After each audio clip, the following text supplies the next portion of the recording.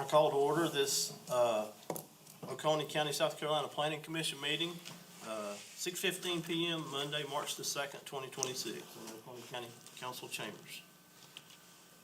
David, or Mr. Root, would you please do the invocation for us? Yes, I'd be glad to.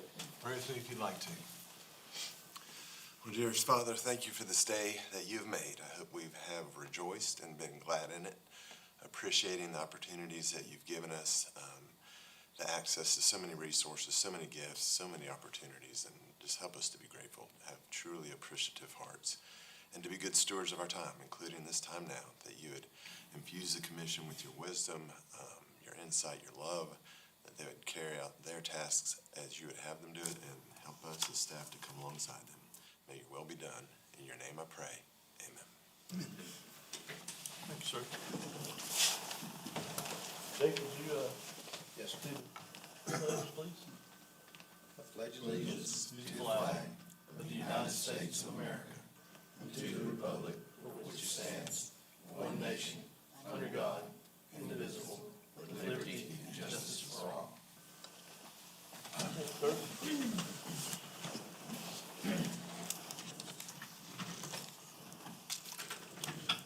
Okay, do I have a motion to approve the minutes from the February 2nd, 2026 meeting? So moved. Second. Any discussion? I do have in number 4, there's an extra comma after minutes from. It's a friendly amendment. Any other items? Item number 4, it says approval of minutes from, comma. Thank you. Any other comments? All in favor? Aye. Any opposed?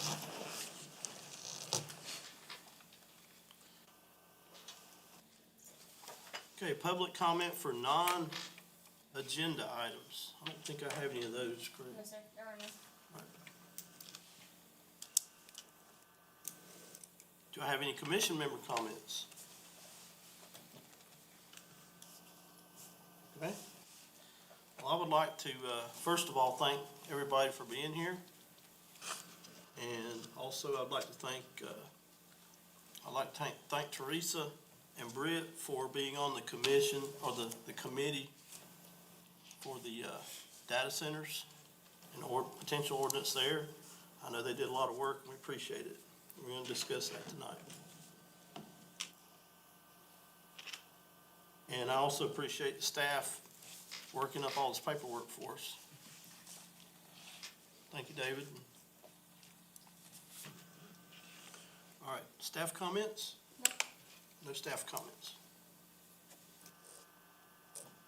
All right, then we'll move right into agenda item number 8, which is discussion regarding finalization of chapter 26 and 32 of the Code of Ordinances. I don't have any public comments on those, correct? Correct, there were none. All right. Mickey, I'm gonna give you the floor. We'll start with chapter 26. Yes. Maybe I should just lay out a format for how we would approach this. So, after talking a little bit, I think maybe the best way to approach chapter 26 is, our goal is, we have a near finished product. I think tonight what we want to do is not do a line by line. We want to just discuss the whole package in general. And if anybody has any issues with any items in the package, then, we can make a motion to amend those, or make a motion to amend. But what I'd like to do is ask for a motion to approve the changes to chapter 26 and send them to council. And then we go into discussion on that. And if there's any motions to amend any individual items, we can make those motions appropriately and then move forward. So you making a motion? No, I'm not making a motion. I'll let you guys make the motions. Okay. So I make a motion to accept chapter 26, Second. send it forward to county council. Okay, I have a motion and a second. Second. Discussion. Yes, there is a few items, and Mr. Reed did an excellent job. I know. It was a very daunting task. Read so many times you start thinking, I just lost all of this. You experienced Friday. If we go to page 4 of 28, C7.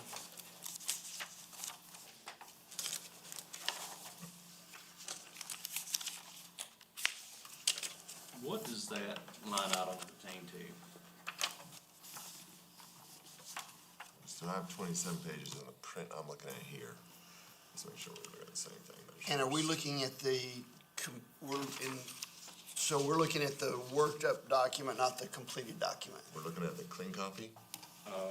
I'm looking at what's on your computer, well, you don't have. He's looking at the Oh, red he's mark, looking at the red mark red copy. mark copy, chapter 26.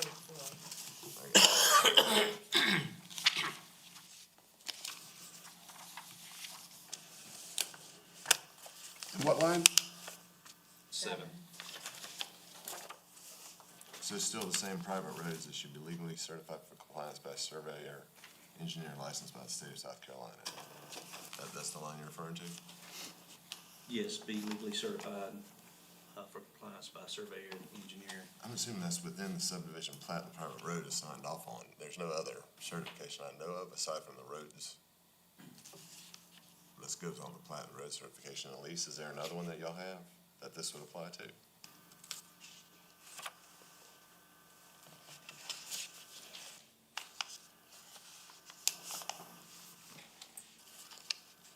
Yeah. Yes, sorry.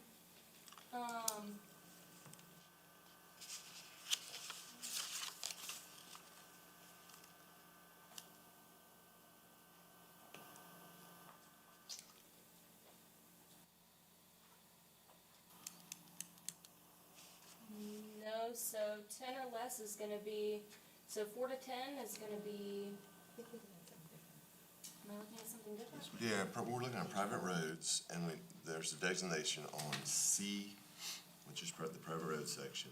7, which is be legally certified for compliance by a surveyor engineer or / engineer licensed by the state of South Carolina. Okay. I'm In the sorry. context of these roads, still, but maybe previously after the ordinance is passed, still having to be consistent with public roads, perhaps that's where they're aiming with that, the survey standards, you gotta survey it properly, consistent with surveyor standards.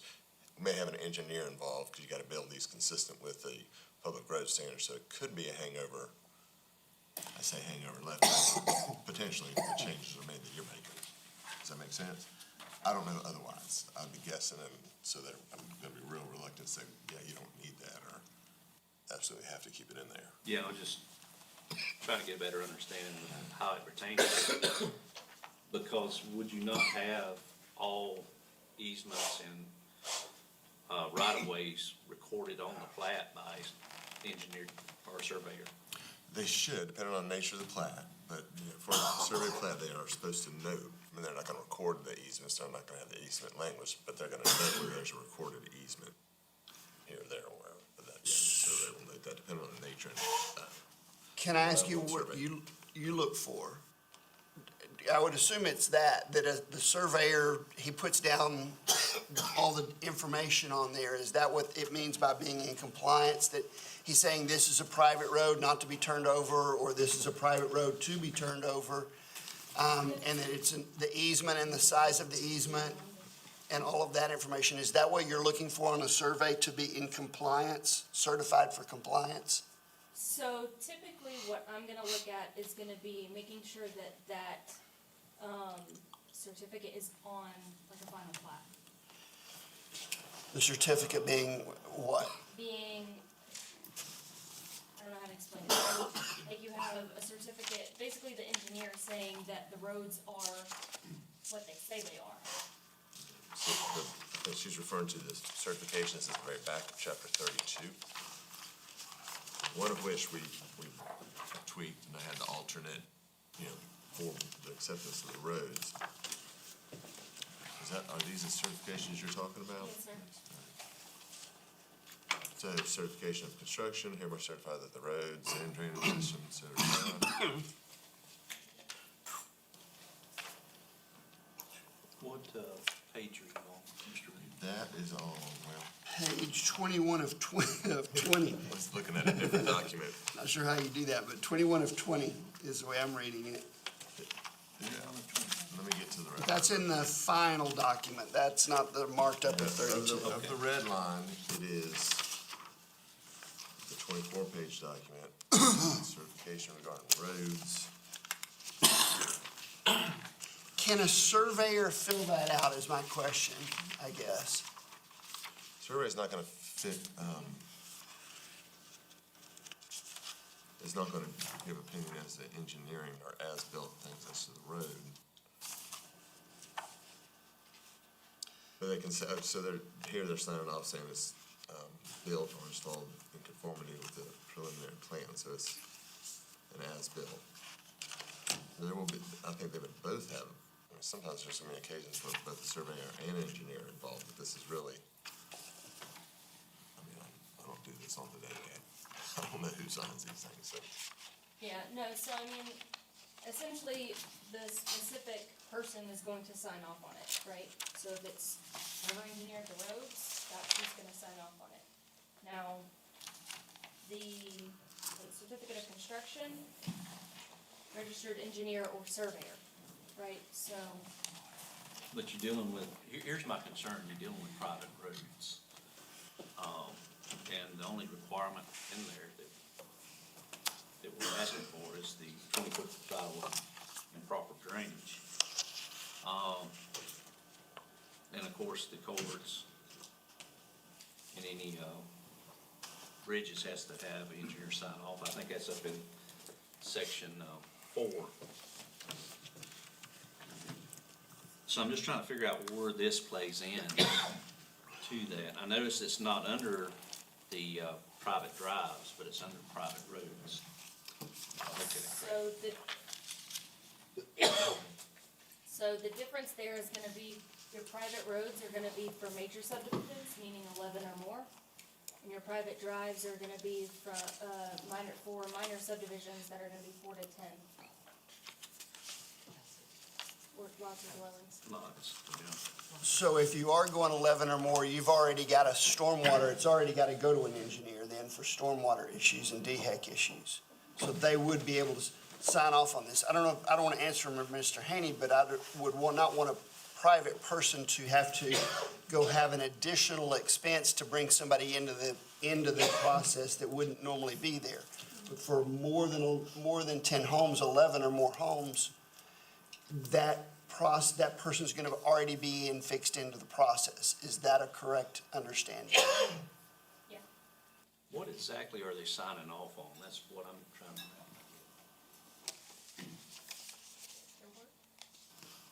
But what if the work is not done by them? What if it's done by the owner? And they're not gonna sign off on it, they won't, I mean, obviously the engineers and surveyors are not gonna sign off on somebody else's work, they have rules that govern that, they're specific to their profession, but I think they're signing off on it So as, go ahead. if you're thinking 11 or more and you're thinking private, that would be a gated subdivision, Kiwi Key. Any gated subdivision in the area would be a private road of 11 or more properties. And when they do the stormwater, as my understanding, they're either going to, I've always seen that they've hired their own engineer. And their own engineer is sending a letter saying it's done, whether the developer actually did it or not. That engineer that the developer is paying says that it's built to that standard. That DHEC said, you gotta put a waterway here, and you've gotta make a drain system here, and you've gotta build a X pound culvert here. The engineer is signing off saying all those things were done. Right, Because the county doesn't necessarily go behind the gate to check it. that is correct, and that's where I'm trying to get my head wrapped around. So let's change that scenario to a family lot transfer, to where there's already 10 lots there, this is the 11th. It's an old farm road. Why are we putting that additional burden of cost there, what are you gonna get from it? Where is the documentation that requires all of that additional engineering on the private road? That's where Yeah, no, I mean, and I think that's a valid point, and I'm not sure that we've actually addressed that where there's coming back after the fact, where something's been established and now you're adding to that something. And that one number is the number that's the component, is the 11th. correct, is the trigger point. And my question is, if we're not regulating how private roads are built, other than ensuring that the culverts and the bridges are engineered properly and will handle a certain weight classification, and we're saying they're 20-foot hard pack, so we meet the International Fire Code standards without exemptions, and then we're saying that they shed the water, those are the determining factors, according to what we've discussed, under private drives and roads.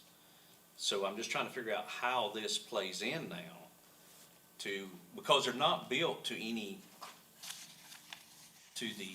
South Carolina or to the county's road standards, which are far stricter than the South Carolina DOT road standards. So let me take that thought and ask Mr. Root a question. So, Mr. Root, the dilemma seems to be, at least from my perspective, is that from a consumer protection standpoint, as a realtor, a new subdivision's built behind a gate, and I'm selling property within that gate, I do want to know that it's been built to a certain standard and it just hasn't got a nice black top surface on something that the first construction 18-wheeler that rolls in there is going to crumble the road. So I would like to know that that's been signed off of behind the gate. The problem is that, like Mr. Haney just mentioned, private roads also deal with a farm road that just had the 11th house added that now causes this trigger to take place. Is there any other wording within our ordinance that kind of describes, hey, a subdivision is being built versus we're just adding a home here? Is there anything else that protects that consumer or overrides the process? No, I think if you have a 10-lot, so you have 10 lots and you're gonna I'm not sure how you create an 11th lot subdivision in the scenario you envision. Let's say the 10 lots were 5 acres apiece, and one of them gets split to 2.5 for the child. So your question, so the road has to be, under your rules, has to have a driving surface of 20 feet, constructed of no less than 5 inches of compacted crushed stone or gravel base, and the minimum height clearance, have proper drainage features to shed water away from the driving surface. Have a bridge or a culvert, those have to be done consistent with professional engineering standards. So it seems like it's at least got 4 or 5 professional standards that even without the litany of public road standards that have to be signed off on. I don't see that it's misplaced to have somebody say, yeah, we said we're gonna do it this way on the preliminary plat. It's been built this way. I'm your professional who says so. The public can rely on this and record the plat. That's the way I think it plays out. I think that's the purpose for it. Elise could say, Yeah, I mean, they're practically signing day-to-day. off saying that it meets Clark County regulations. What if it said be legally certified for compliance with other portions of this county ordinance? and I think, yeah, it could definitely be made more specific. I would agree with that. Be made a better sentence. That way you're saying that you meet what you say in the ordinance. But still, who signs off on it? I mean, if you're just adding an 11th home on a farm road, or break it down in a different way. I mean, we've said single-family lots. Take that 10-acre portion, and all of a sudden, that single-family home, they add a guest house off the way. The tax office is gonna divide that theoretically into its own lot, and now you've created the 11th, but you really hadn't done anything with the road. And really, what are we signing off on in that case? My concern is having to hire an engineer to sign off. I mean, I don't know what that would cost, but So in the scenario where you get to the 11th lot that you're envisioning, where you're worried about the engineer's cost, they're gonna have a bigger cost with upgrading the road, Are they not even to the private road, standards? No, the, private roads and private drives are the same now. No, I know, but what I'm saying is, if it goes from 10 to 11, what's in place is already, it doesn't have to be upgraded. But when it goes from 10 to 11, it's gonna have to be made into a private road standard, right? No, because the 10 road standard for private drives now mirrors the 11 road, or the 11 lot standard for private roads. I'm sorry, I said 10 road. The 10 lot standard for private drives mirrors the 11 lot standard for private roads. In other words, they are mirrored. Right. But it's not grandfathered The anymore. only difference is you don't have to have an engineer or surveyor sign off on it, apparently. Correct. The private drive that existed, that was extant, was done prior to these. So if it's a private drive, it could have been done prior to the whole road ordinances. So, prescriptive easement road, all the roads we have in the county that are not 20 feet, don't have to come back to. So it could have been just like that. So it could be considered a private drive due to the number of houses. You make it a private road, that's my Yes. point. I At see that what point you're in saying. time, It they're triggers. gonna have a significant sum, and they're gonna have an engineer on board. And that's where I'm going, so let's say it is that 11th lot, and it's a farm road, and the road was built by the person's grandfather. And all it's needed is the additional widening, and they have the equipment to do it with. And we're saying, no, you need to hire that out and have an engineering firm sign off on it, when they themselves are extremely capable of putting the road in. You know them already? Do what? Do I know them already? Well, I'm a farmer by trade, and we're a jack of many skills. I come from a family farmer. Some of them were So- capable and some of them were not. But that's where I'm going with this scenario. Should they have to go hire somebody in and pay them to do something that they're capable of doing in order to meet these standards here? And that's what I'm trying to get an answer on. This That's isn't a saying policy that they have question, to I go think, hire too. somebody, it's just saying it has to be approved by an engineer. It's not saying you have to go hire Or a surveyor. or a surveyor. It's not saying you have to go have a Have to go hire certified the builder engineer or surveyor, Yeah, to build it. yeah, and to then, at least to certify it. But you have to hire one to get it certified. But if, You would have to hire a surveyor anyways to, to divide off the lot.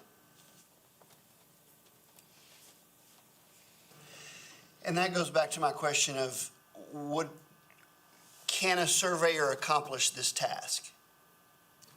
so it's up to the surveyor. I know some that probably would sign off on it and some that would absolutely not.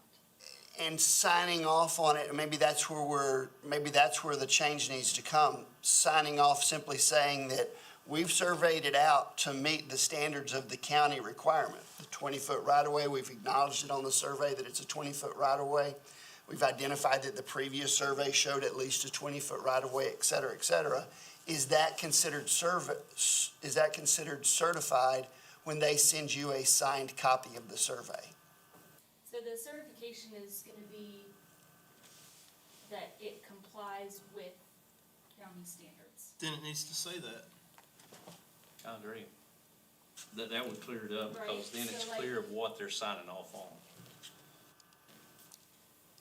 I know if I were an engineer signing off on it, I'd want to know those specifics. And they're signing off on the private road standards and not the public road standards, so there's a difference in that. And I think going back to, your question about the subdivision, I'm hoping that the engineering specs calls out the asphalt thickness and all that on their, contract agreement. So, and I hope they go and ensure they're getting what they're paid for. If not, I'm sure they will the next time. Right. All right, I'm gonna make a motion. All right? Make a motion to amend item Charlie 7 to say be legally certified for compliance to county standards by a surveyor, engineer, licensed by the state of South Carolina. I'll second that. Any discussion on that motion? Mr. Root, does that seem to accomplish what we're talking about? That means yes. Yeah, I think so. I've heard a couple of different things that you're talking about, but it definitely makes it a better sentence, yes. Any more discussion? All in favor of that amendment? Aye. Unanimous?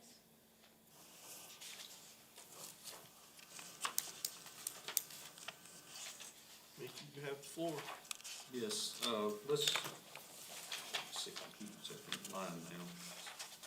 26, section 26-3. Mr. Haney, if I could, I'm sorry to interrupt you, just so this will help me some, because you see at the very top, well, they may not even have it on here. At the very top, we can knock these out, because I don't think when I sent that email and said, hey, some of these I matched up, followed through all the meetings, and it got changed with the motion. These couple ones I couldn't, and it's at the very, very top of the road. Are you on the clean or the red line? I think it should be on both, but I know it's on the clean, all the way at the very top, there. There. Those, it's top. That one's not, it's not on that one. That's right So there. it's on the. No, you're good, you're good. What we're looking at, that yellow, I pulled from 30, there's a motion made to pull this from 32 and put it into 26. There's a motion made to put these two items from 32-218 over into 26, and have a annotation on 32 that said, and you'll see that in 32, it said, hey, look for road standards, look to chapter 26. So these were put there, but there was never any discussion on where to put them in 26, and I don't know that they're necessary or not, but this is probably the biggest hanging item is these When it's called other items? other provision. Well, but both pulled from 32 and then the other items.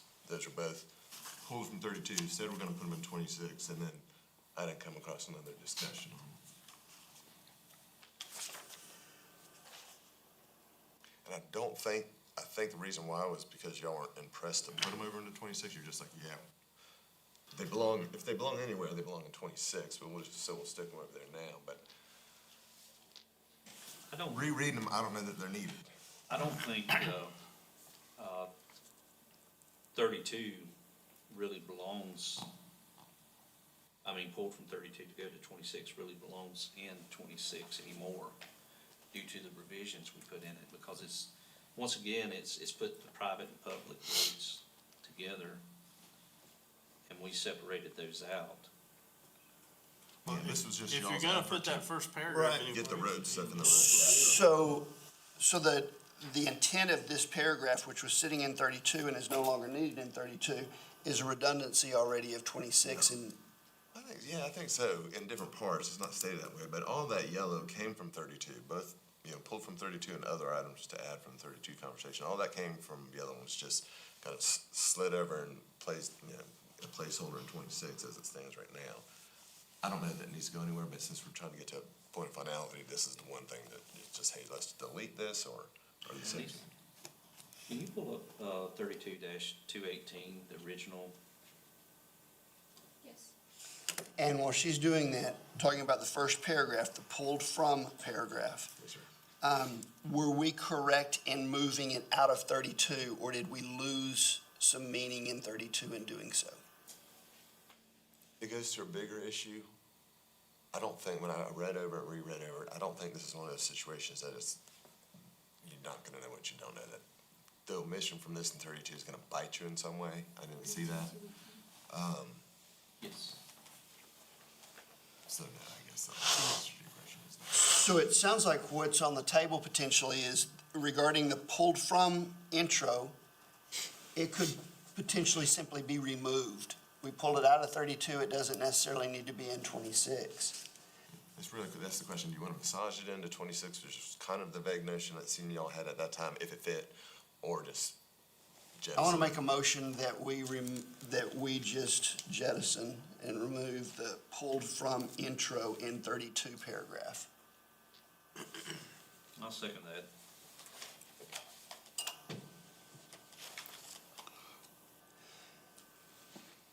What about the, Well, what about the what- statement in there that says, these regulations shall not apply to those roads completed under construction or approved, accepted by the county prior to adoption of this article by the county council? Where you at? That I'm was in the that paragraph. old grandfathering from That's the grandfather clause. Do we want to give that up? But Is that grandfathering clause anywhere else in 26 already? I don't know. 26, I know has one specific to a drive. I don't think this is issue specific for me because it's usually some problem pops up. And I'll address it. And to go back to your original question, if we kept that sentence, it probably needs to be in the very first I part think of it it needs to be in saying, 26-1 general provisions. yeah, under general provisions. Just basically a grandfathering clause.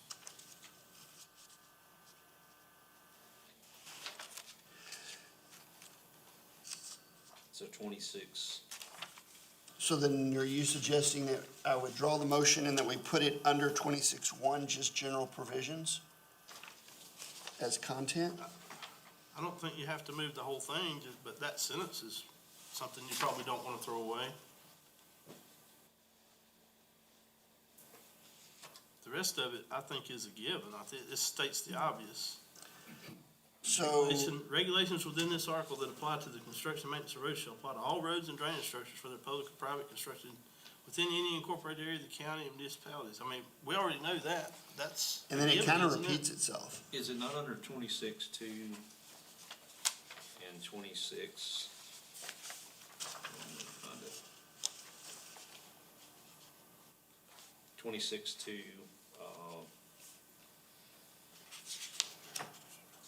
I guess that's B, B. I was thinking that, yeah, I knew it had one for drives. It's the second And- sentence in B.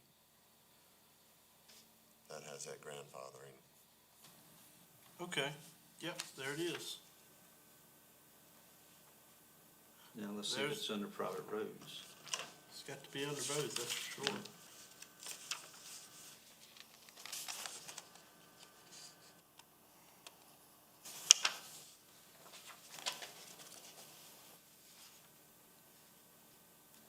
Like I said, that one with drives, I remember because an issue came up with it a year or so ago. And I remember, I don't think there is one of those. I remember looking at it. I'm not seeing it under roads.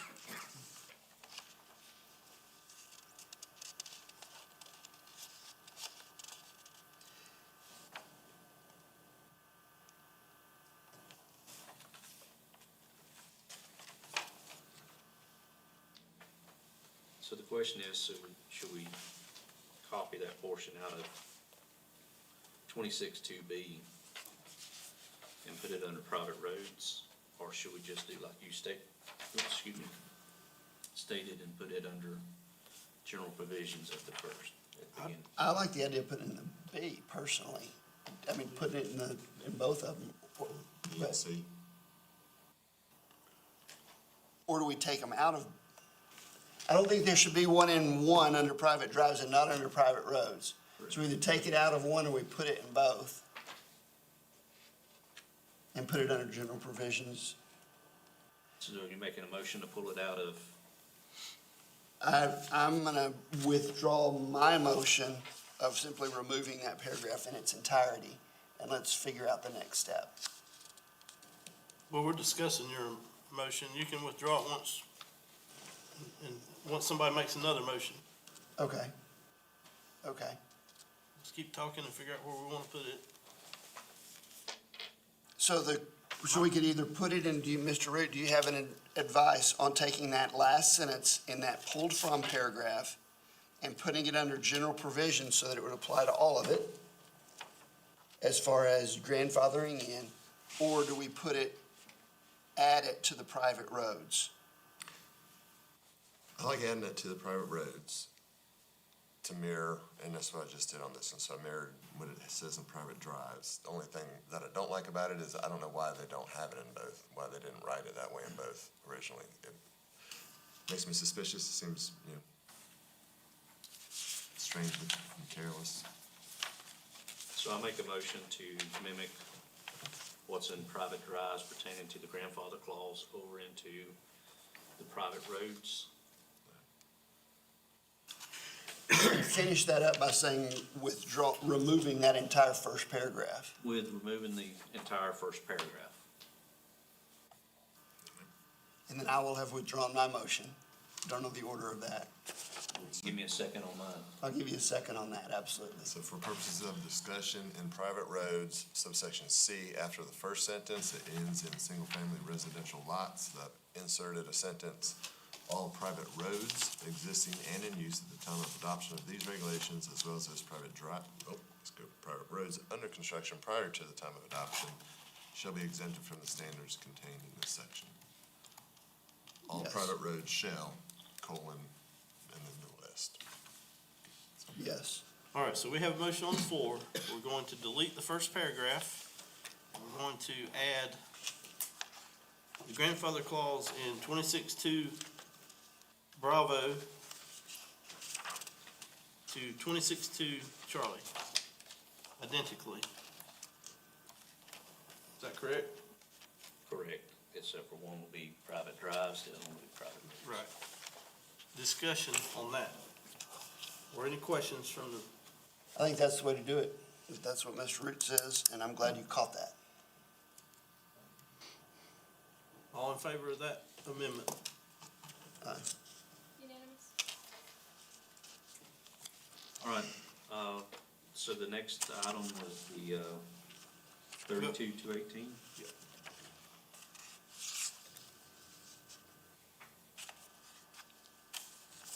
Are those general provisions or are they too detailed?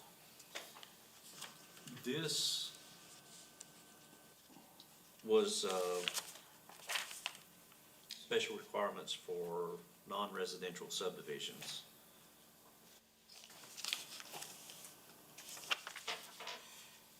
And I vaguely remember this conversation.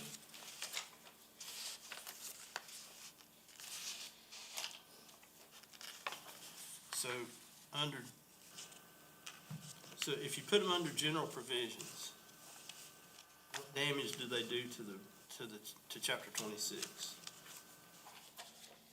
Do we need to put them as sub-bullets under a category? I do think that these belong in,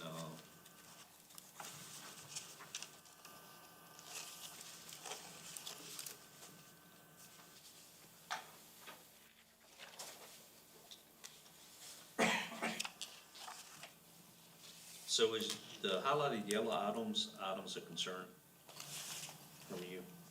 Yeah, there are items that needed some follow-up, and the Okay. green are things that I just unilaterally added, because I thought it needed to be added, nothing substantive, generally just ministerial. As I'm reading through 32-18 in 32, it looks like those were red line taken out simply because they were just hey, there may be something out there that we need to consider. Almost as if it just doesn't need to be there to begin with, rather than plugging it in somewhere else.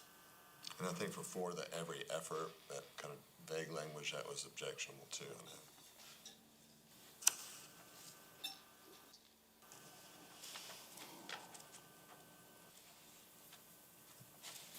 Make a motion that we discard it.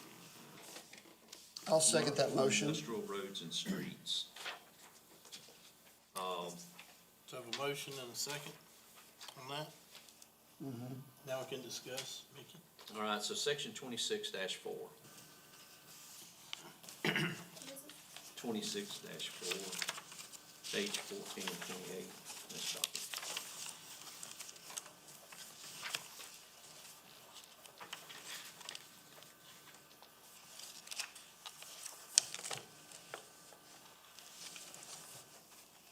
One more.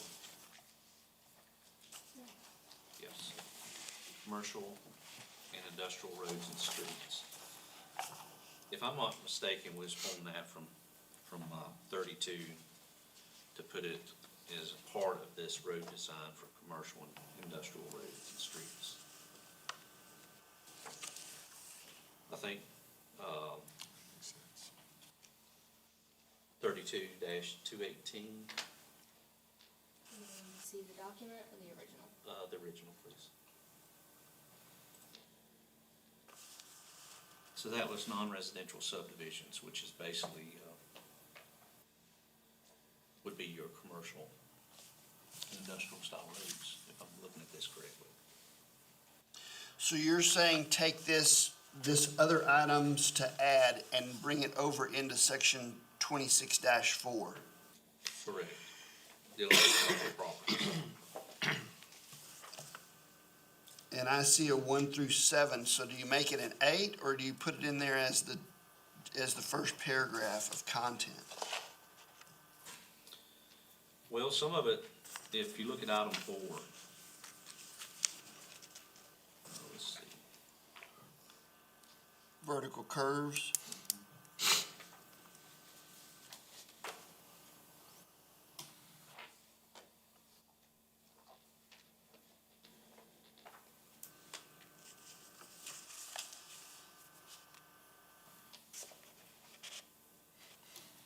Well, it's already called out in this 26-4.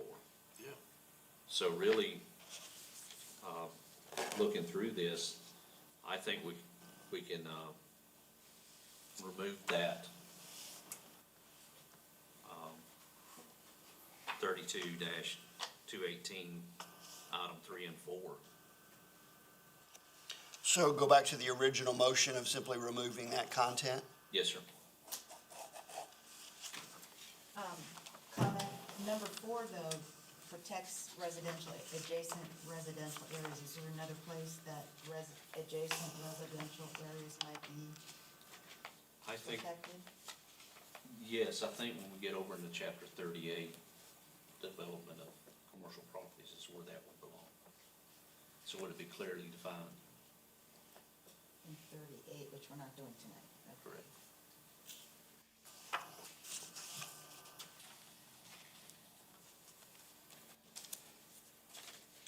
Because that's really not a road design. I will say just, Define every effort. I mean, it's not a rule you can even follow, really. I Right. mean, that's the problem with it. It's a generalism. Well, that, and then it says from potential nuisances, so what's the definition of a nuisance? Is that Exactly. somewhere, anywhere? Depending on which name you Nuisance get. has a definition with law. You know, a common law definition sprung up through a number of cases. It's something that a reasonably tolerant person cannot tolerate, shouldn't be required to tolerate, and it's a public nuisance if it's affecting a broad swath of people. It'd be impossible to define nuisance aside from those broad categories. Every effort, better language would be, if you want to keep this sentence, which I didn't see the correlate, or you said the provision that's just like this, but if you want to keep this sentence, commercially reasonable efforts, that's a term of art that means you're in a business and you're gonna use what most businesses use. If you use less than that, the industry standard, then you're not doing it right, you haven't met the standard. So if you want to save the sentence, I think you can keep it and sub out that. so, right now, personally, I think removing this may be the best option, only because, as it stands right now, the only thing that we have really addressed with regard to road construction, which I'm not an engineer and I don't want to try to override roads and bridges on the way to build a road. The only thing we've addressed is the right-of-ways with regarding private property, and shown a couple of areas of conflicts of numbers that were within ordinances where one would say 50 feet and one would say 66 feet. So with the exception of pointing those out and making the right-of-way change on private property, we've not really addressed getting in the business of roads and bridges. And I'm afraid by us saying, hey, you need to start working in here, we're now interfering and stepping on toes that we may not have a business on stepping on. So I think simply removing this solves our problems from that perspective. And I think it takes away the variant of interpretations you'll get depending on who is looking at the project. I think that project should be defined in, or roll it back to section 38, which deals with the setbacks and all. I was about to say, there's specific setbacks and rules for commercial and industrial to protect residential, correct? That's what we're hoping to get into. No, but they're in there now, aren't they, Yes. correct? There is setbacks. Huh? There is setbacks all throughout the county. Right, so they're protecting the adjacent residential areas already, I agree with you. right? I agree with you. We just need to review it, make sure it's can we highlight that and save it for when we work on 38? Because we're not working on 38 At least right that now. would be something that you could remind us of when we start working on 38. I already have it written down. Because we dive into another, I'm not ready to dive into another. So we've got a Chapter, motion and a if you don't second on mind. removing that. Thank you. Any other discussion? All in favor of removing? Aye. Any opposed? It's unanimous. Do we know who seconded that? You made the motion. I made the motion to remove it. Didn't I? And Mickey seconded it. And Mickey seconded it, I thought. I'm I'd sorry like to make about a motion derailing to, that. I'd like to make a motion before we continue discussion to add Mr. Frable. He's with us now, to add him back to the quorum. I'll second that. All in favor? Unanimous.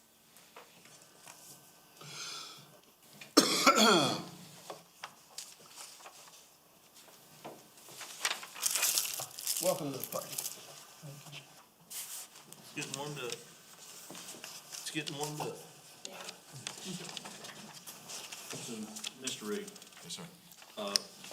so the items in yellow are concerned, so if we move to the next They're gone. items in yellow, which is on page 3.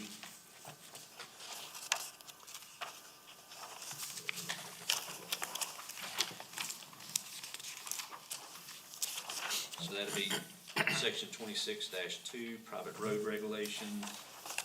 Yeah, the only reason I had the two yellows there was just because we just making sure that we have the whole right of way at 20 feet plus the whole driving surface. The driving surface takes up the whole right of way. That was the Correct. intention. That was Ditch all. line to ditch line. That was the purpose for highlighting those two. The, hold on, let me do this for you.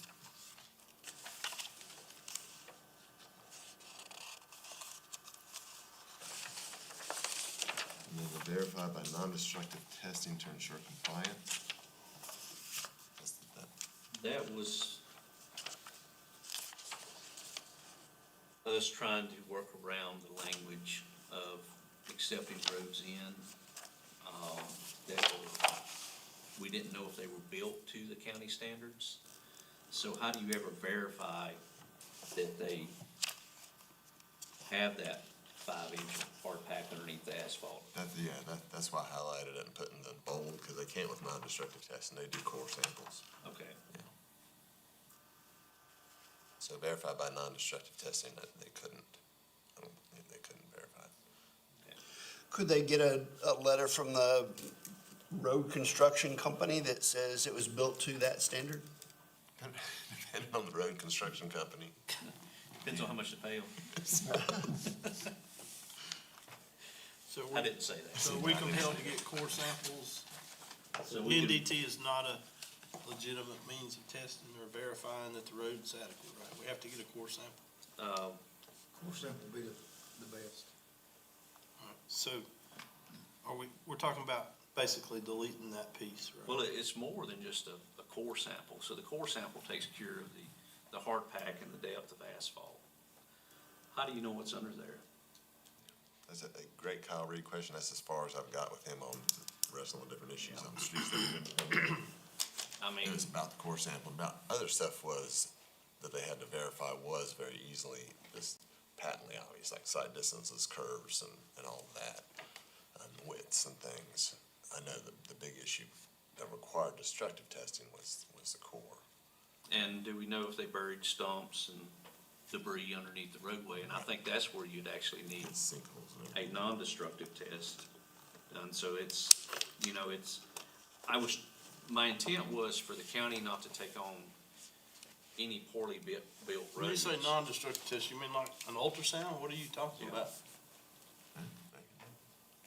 Yep. I mean, what do we use to do that now?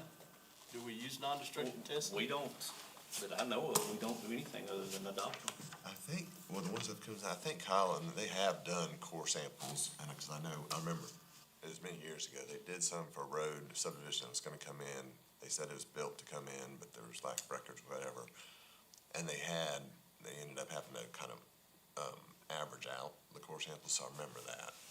But that's all destructive testing. Yeah, that's all What we're destructive trying testing. to I do just is, remember that they did do that. we're trying to decide if this piece needs to be in here in addition to that, and what it would be, if anything.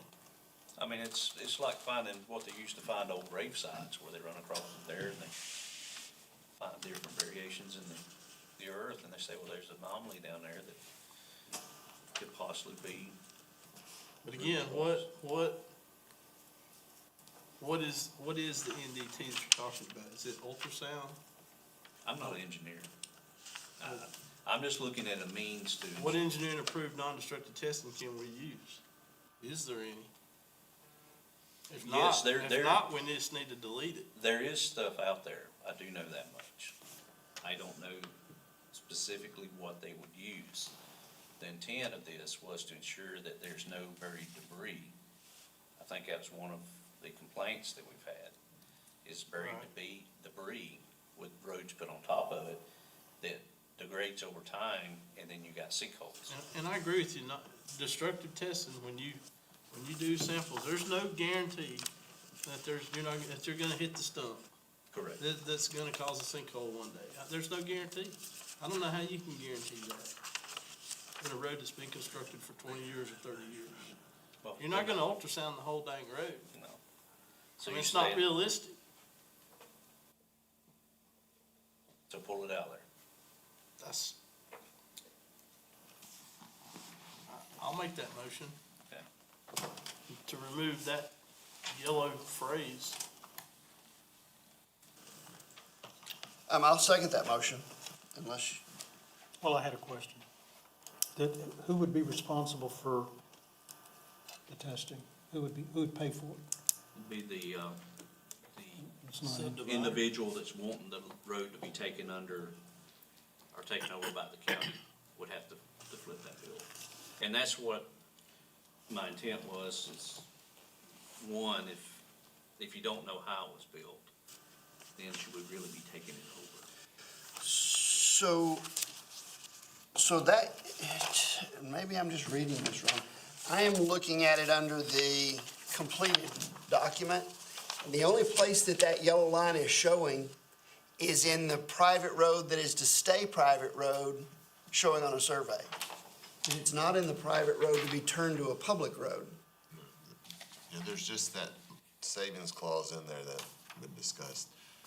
This is private, built to be private. It's never gonna be accepted unless it was designed and constructed in accordance with this. So it gives Okay. them some So, chance. so at that point, it does not affect private in any way other than if private wants to turn public. Sometime down the road.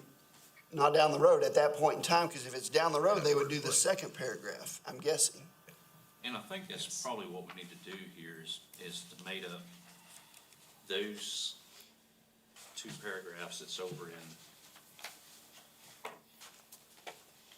land development standards, I think. Because Mr. Root did a very good job on those. Well, they're already there. Yeah, the either ors are here too. They're They're there there, also. they're all, Yeah, they're the one there ahead. through the whole, through the whole But then this document. goes away. That was just our attempt to,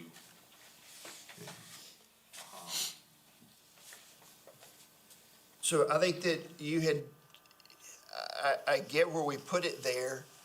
It was just saying, if that private road was to be turned to public, then you've got to verify somehow that it was built to some level of standard. But I don't know that, as Mr. Nick said, that that's truly going to be able to be done unless you show your invoice saying. You're not gonna be able to do it with NDT, no. I don't think. Probably gonna be an as-built by an engineer, it says, yeah. This is built consistent with the county public road standards. Best they can do it. So, but I removed that, the non-destructive testing, so it's minus the yellow. So that was a first and a second, but we didn't vote to do that yet. Sorry, yeah. We had a first and a second on removing that yellow line on this completed document. Any other discussion on that? All in favor?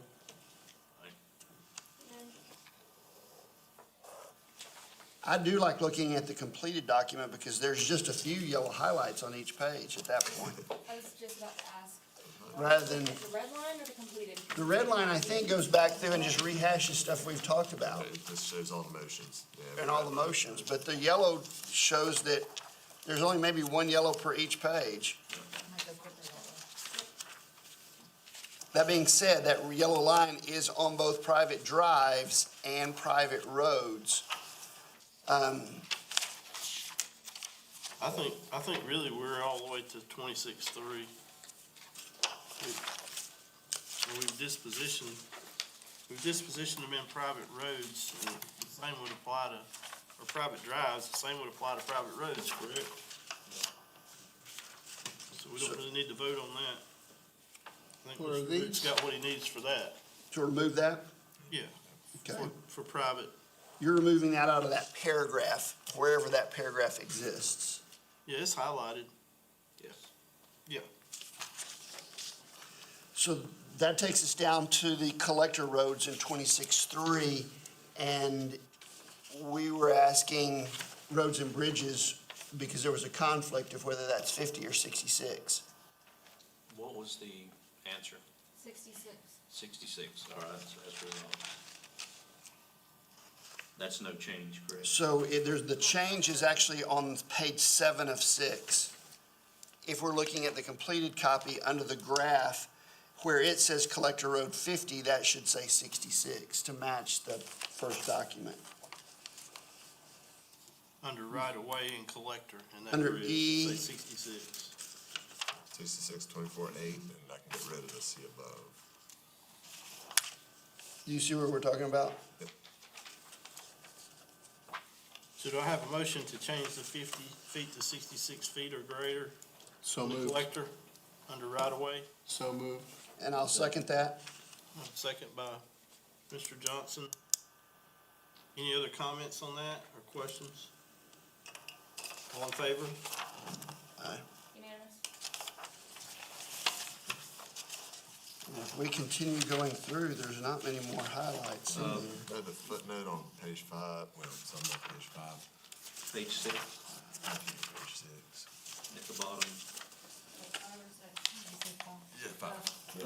So that is as to the designee that had been added, I'm sure. Are we back on the other document? No, there was one Well, more this is yellow. the county administrator designation. Such designation shall be made by the same. Oh, I see. I Note got 2. you. Mine says page 6 instead of page 5. That's so weird. Where's that subnote referring to? Are you on the finished one? It goes to the It next. says 5? So the very first usage. You're not on the right one. 26.3, page 5. I'm on 26.3, page 5, or number 5, right there, and right there. Mine says 6 of 3. Formatted differently.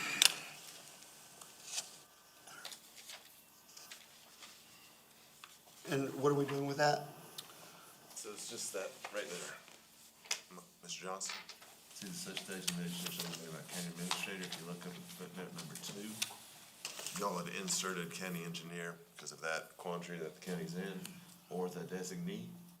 I didn't want the county engineer to be the one making the designee, because that would compound the problem. So I just added that footnote. But that was on mine, so it would take a motion to. So you added that based, and so you're recommending that that be added there just the way you've done it? So we have a designee from the CEO of the county, yes, sir. I make a motion that we adopt that. Second. Discussion? All in favor? Aye. Unanimous? You seconded? Mr. Diggs. Mr. Root, see, that would be 26.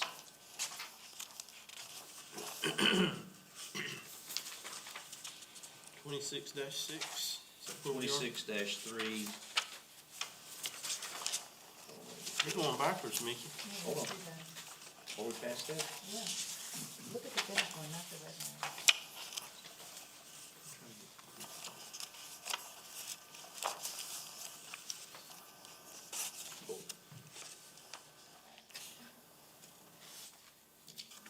26-6, is that where we are? If Evan was looking at a clean copy that has 26 pages, right? Yes. The clean copy is the easiest. Clean copy, 26 pages.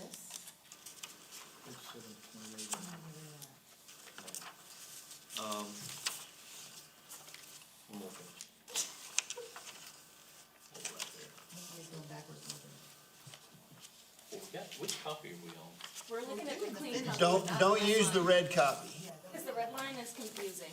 because that's just rehashing what we've already voted on. Unfortunately, I put all my notes on the red line. So we're just, because we've already gone through all of that part, we're just looking now at this completed document that, where the yellow highlights have some specifics that we need to, that he's added. That's the problem, I got two red lines. We've got a 32 red line and a 26 red line. We've got a 26.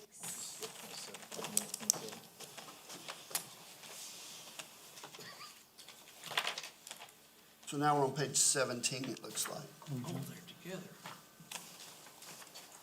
Thank you. Now, Remember when I said it was supposed to be easier? oh, man. Now I can better understand where I'm at. Keep going. Keep going. So, Mr. Root, you've highlighted this in yellow. This is the wording that we have put in. Is it just that part that says such shall contain the following language? I wanted to put it in over here also. Can you scroll, Elise, to page 17 of 15, which is, what is it on yours? Page 17 of 17. Mine is 17 of 15. 26, That Not doesn't sure, work, does yeah. it? That math don't work. Not sure why mine has that. 17 of 17. 17 to 27. Yeah. Oh, 17, Hours, 17 of yeah. 27. That makes more sense, too. One more. There you go. So you simply added under one that last sentence, addressing that last part, saying you're adding this into there as well. And Yes. it's the content that we've already recommended be in there. The new supplemental or the alternate, content where you have something that's gonna go, and they're trying to make it go public. All right. So I'll make a motion, we add that last sentence. For somebody that is wanting to make it go public, that's what needs to be on their survey. Second. Discussion? All in favor? Aye. Okay. Does that So if we complete the go- yellow? To page one, let me correct one thing or get some understanding on the thing. Let's go back to page 6, now that I know where I'm at. Item B, the very last sentence. We're on the draft page. That's that last sentence, it needs to say must meet SCDOT road standards. That's what we're trying to say. Right. If that's, I'm sure that's not all you were asking though, is it? no, that was it. Really? Must Oh, wow. meet DOT Okay. standards, you That's need to add easy. the word the meet. Just missing a word, yeah. Yep. You making that motion, Ms. Cheney? That's a friendly amendment. Yes. Friendly amendment? Yeah. Can we make a Fix friendly? 3, Bravo, in the paragraph. Oh, yeah, that's it. Along with that friendly amendment, I have one more question in here from a text standpoint. It's under section 26.2, item B, under private drive, second sentence, says specifically grants the right road work. What does that mean, right road work? What was it again? 26B what? 26.2B, private drives, the second sentence, says right road work. Specifically grants the right road work. What does right road work mean?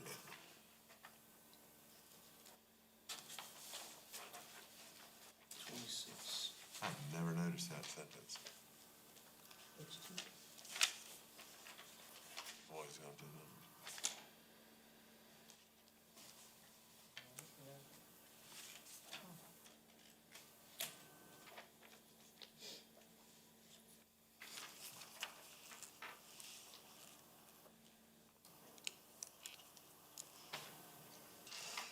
it's not, it's been in there forever. That's what I'm trying to say right now. See? I couldn't see Well, when it it. seems like it should say right of way. That says it right above it in the same sentence. Yeah, sure does. Maintain right of way or an easement that specifically grants the right of way road work. I don't know. Private drives is privately owned and maintained right of way or easement that specifically grants the right of way road work. Vehicular access to not less than, yeah, it probably should say right of way, road work. Must be. Yeah, that would make more sense.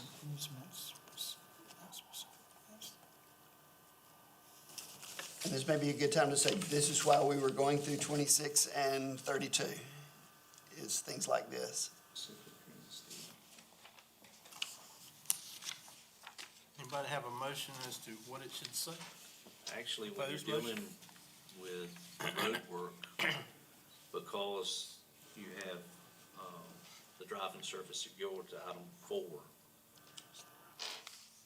About the driving surfaces. Wouldn't it make more sense just to delete the word right, specifically grants road work that provides vehicular access? Yeah, so no, this wasn't in there. This was a motion. This was an ad. Glad of that, I guess, but don't know what the intent was. Just the word right was an ad? No, the whole sentence, the very first sentence of private drives. It used to start with all private drives existing and in use at the time of adoption of these regulations.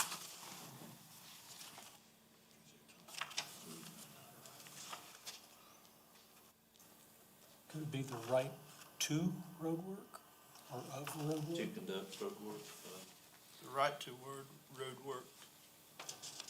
Add a two.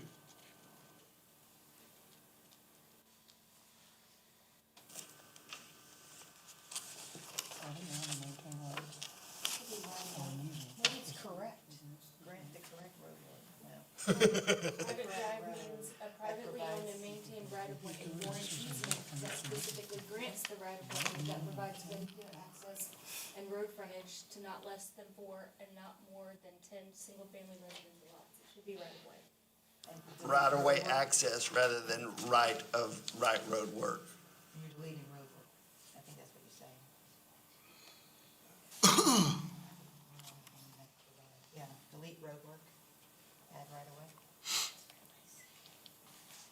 Is that a motion? I'm making a motion. I'll second it.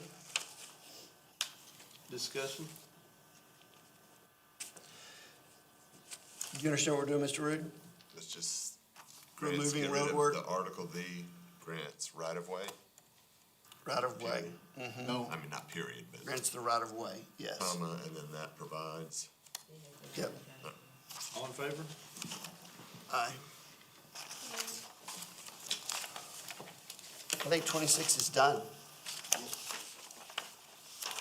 So my original motion, or whoever's original motion of sending this up with changes, do we need to do anything with How that about this again? reserve thing here? 26-8. 26, We had taken something out of that, and we just that left it was- blank. Yeah, because we didn't want to adjust the numbering. But that was the variance section, to allow the BZA to do the variances. You know, say, hey, it's not gonna meet the road standards, public road standards, and it can be private, don't need a variance. So that was just deleted. All right, we have a motion on the floor to, as revised, send chapter 26 to the county council. We have a. I'll second. No, I think we've already had a motion and a second for that, haven't we, Elise?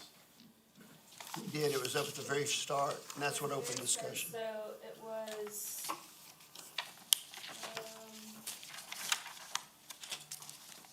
I think I made the motion and you does said, it say, Nikki made the motion and Mr. Adams seconded it? That's right.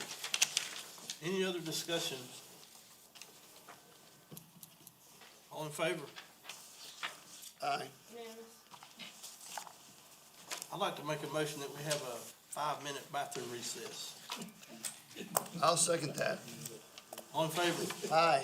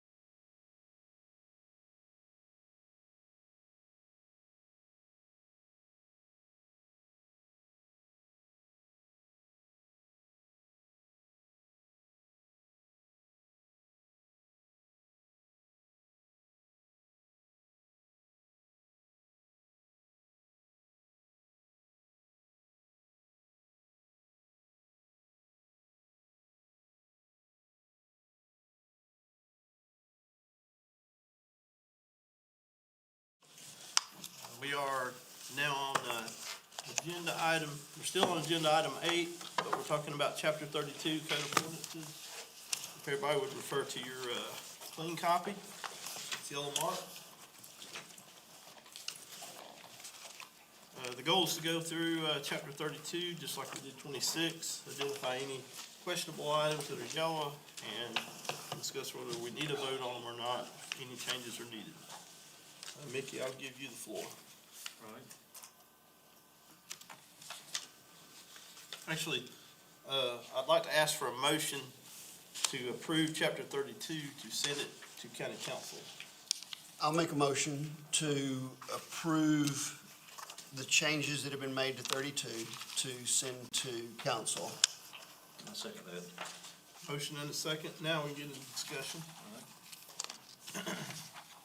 So we're just dealing with the highlighted, And Mr. Root had just said, Mr. Root, would you say it again, the green versus the yellow?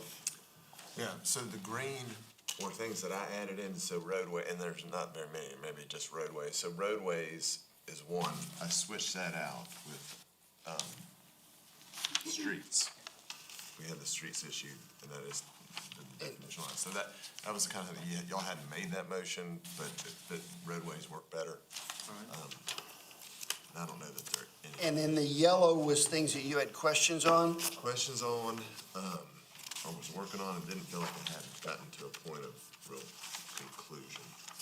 On the green, do we need to be making motions to approve that or Yeah. individually? Yeah, I would do, I think there's just two, so make a motion to switch, streets to roadways. Do you want to do that or do you want me to do that? Go ahead, I'll second. On the page 1 of 22, the word roadways was an add in green. Page 1 of 22, it's item D2. I'd like to make a motion to add that per council's recommendation. I'll second that. Any discussion? Have a motion and a second. All in favor? Aye. Going through on page 7 of 22. Well, you wanna hit, go ahead, let's do 5. Oh, sorry, did I? Page Well, we were 5? doing the green ones. We're just doing the Oh, you're green, I was doing just the doing the greens, green. Doing the greens first, then come back to the yellow. Yep, on page 7 of 22, the word local and under item E, it's section 32, 213, item E. The words local and were added as a recommendation of council. I'd like to make a motion that we approve that. Second. Discussion? All in favor? Aye. And then, The thing is, go back here. paragraph. So the last, can you explain the last paragraph? I think I know what it is, but Yeah, there's no certificates, that's the alternate language. Top one is, this is private, leaves a little escape clause, hey, somewhere down the road for a time, if they are constructed and designed consistent with county standards, they could be. But that's existing, this is a private road section, and alternatively, the or, which is the one we came up with for roads that are being built for acceptance into the county system. So, and that was the wording that we had come up with before, you're just adding that in. yeah, y'all just say, put it in the spot, make it either or, and so that's why it's still green. I'll make a motion based on council's recommendation that we add to page 19 of 22, the information in green. I'll second that. First one or the second one? It's a both. Both, It okay. follows Yeah. the line of 26 where the survey contains one of two pieces of information. They get a choice. Yep. Okay. And this is the exact verbiage that's over in 26. Yes, sir. Discussion. We have a motion on the floor for the Second. second. Discussion. All in favor? Aye. Unanimous. I think that concludes the green. Back to the top, and now do the yellow. I'll turn it back over to, I didn't mean to step on your toes, Mr. Haney. Fine. You're doing good, keep on. All right, so Page fi- page 5 of 22, setbacks, needs to require minimum distance. So, yeah, I highlighted that because I know y'all had the discussion on this, and I just wanted to focus, I think it's a good definition if you do focus on the word minimum. because I think that the discussion kind of turned around with where the structure and the lot line are. Well, that's not necessarily the setback. The structure could be way back behind what is the 15 or 25-foot setback. But during the discussion, the minimum, except for Mr. Frable did point it out, the minimum part was not, I'm just underscoring it. It's a good definition with minimum in place, so, which is in place. Right, because this was where we were having the discussion of yard and setback, and there's some overlapping stuff, and then all of a sudden it came to the edge of the structure, and the edge of the structure really wasn't right. This is something that we already agreed upon, right? Yeah, it was, well, you did agree upon it, but it was a discussion, so I wanted to highlight, hey, it is minimal. It So- wasn't We put don't in need as to a, vote on it Not a though. problem, no, not a problem. we don't need to vote on it? Okay. All right, so let's do the page 6. I'm thinking we just remove, public and private. Yeah, so it just says street before, and I think it had always been applied just public or private, but I didn't know if y'all hadn't, because we had the conversation about street generally being a public thoroughfare. I just wanted to make sure that we're speaking on the same language.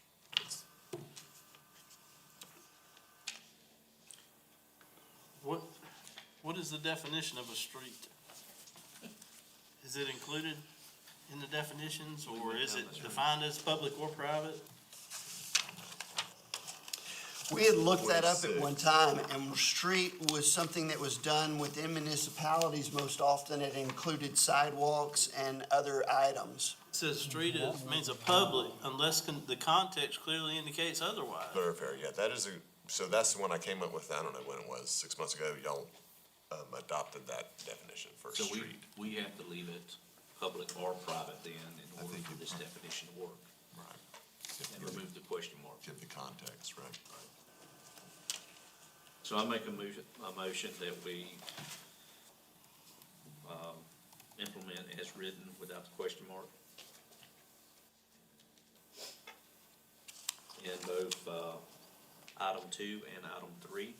I'll second that. Any discussion? All in favor? Aye. Unanimous. All right, so let's move to page 8.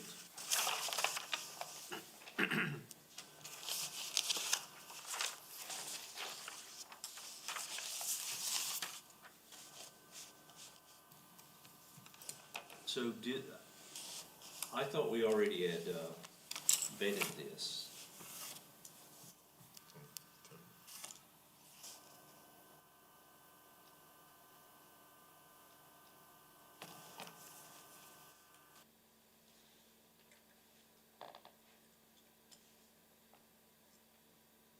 Which one are you, Talk about streets and off-street. oh, yeah, so that, I think that's what it was before, and I changed it to the, let's see. Make sure. Well, just to clear it up, so I make a motion to remove the word street on B1. Yeah, in streets. Streets was in there before. Streets is in there, and we're clarifying it to, yeah, remove the off-street, make it off-roadway and right-of-ways. You've made a motion to remove street and off-street. I'll second that. Discussion? All in favor? Aye. Unanimous. Page 9 of 22.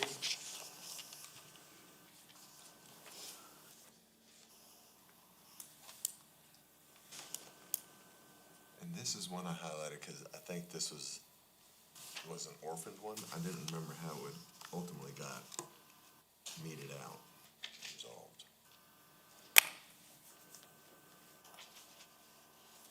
Why do we have to have more than one entrance for every 100 lot, for more than 100 lots?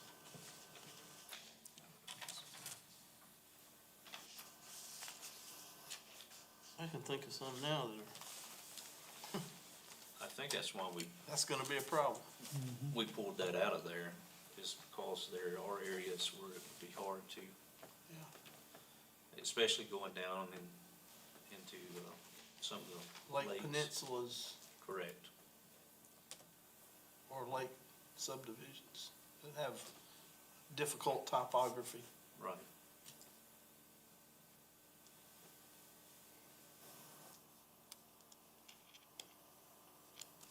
All right, I'm gonna make a motion that we remove K.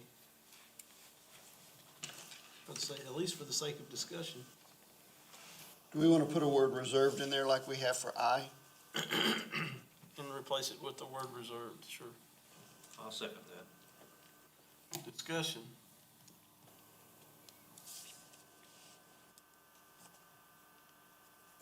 Somebody's gotta have an opinion, come on. I think it's the right thing to do because we do not have the capability of doing that in all situations. And we're trying to remove the ability to come up and ask for a variance. So you gotta fit within either the public roadways or private applications. Any discussion against removing this? I would say that it would be a matter of life safety. Could potentially be a matter of life safety. Evacuation. Are there fire code regulations that that would address the safety aspect? That would be a better question for Clint, Chris. Do you remember, Ms. Trainee, as you were going through those? No, I did not read anything pertaining to minimum So, lot requirement. so we've got subdivisions. We've got subdivisions that are in gross violation of this, and we've got subdivisions that are proposed that are in gross violation of this. I can think of them now. Yeah. I mean, if it's 1,700 homes, is that 17 entrances? I mean, our road standards now are already wide enough that they are, they meet the classification of your primary roads. I think this is referring to one road going in all the way to a cul-de-sac and turning, coming straight back out, right? You can't, you That's gotta have, included, but that's not only. It says one entrance is required for every 100 lots in a proposed subdivision, or a maximum of 100 lots on a dead-end road with a cul-de-sac. I mean, whether it's got a cul-de-sac or not, yeah. doesn't matter, really. So with this one, if it's I don't anyhow, see that as being something that anybody can meet reasonably. I just put reserved like you had, and then put formerly entrances, so it's extra call out if someone, Kyle says, oh, wait, yeah, I know why that's in there. He comes up with a reason, they can take it to council and they can sift it out at that point. All in favor of removing it? Aye. Unanimous?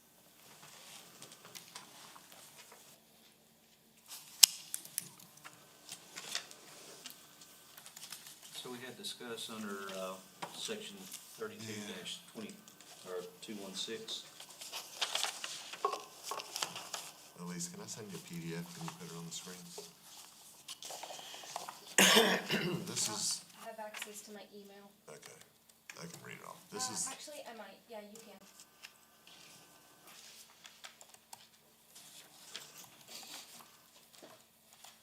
this is the one where wasn't a consensus about how much needed to be in for stormwater and drainage in the county's provision, because DES has 1 acre and above, and sometimes less than that if it's a part of a unified common development. So I was gonna go through all, see if there are some other counties that had a truncated, parsed down, smaller, easier to use version of that. Ended up going through 46 of them. I went through every 45, every other county, because it was the same thing. So the only ones I found that had a really streamlined one were very older versions from very small jurisdictions. Pretty much every other one had provisions similar to what the county has, or more fulsome than that. So I got some of the smaller alternates here, and I'm gonna give them to Elise to put up on the board, but I got to the point where I could tweak with what we're dealing with here on stormwater and drainage, but I felt like it's out of my depth. This is not it's not a lawyer professional aspect, but a stormwater professional. So that's what I wanted to discuss mainly, is like, I can make a go at this to like, this is what the county needs to do, because the county does have the obligation to have things laid out so it doesn't, you don't cause a disturbance on your neighbors and all of these things. It's an affirmative obligation. But I don't know what the, Was Elise pulling that up, or, well, I'm trying to send it to her. oh, I'm having a hard time finding it. This might be it.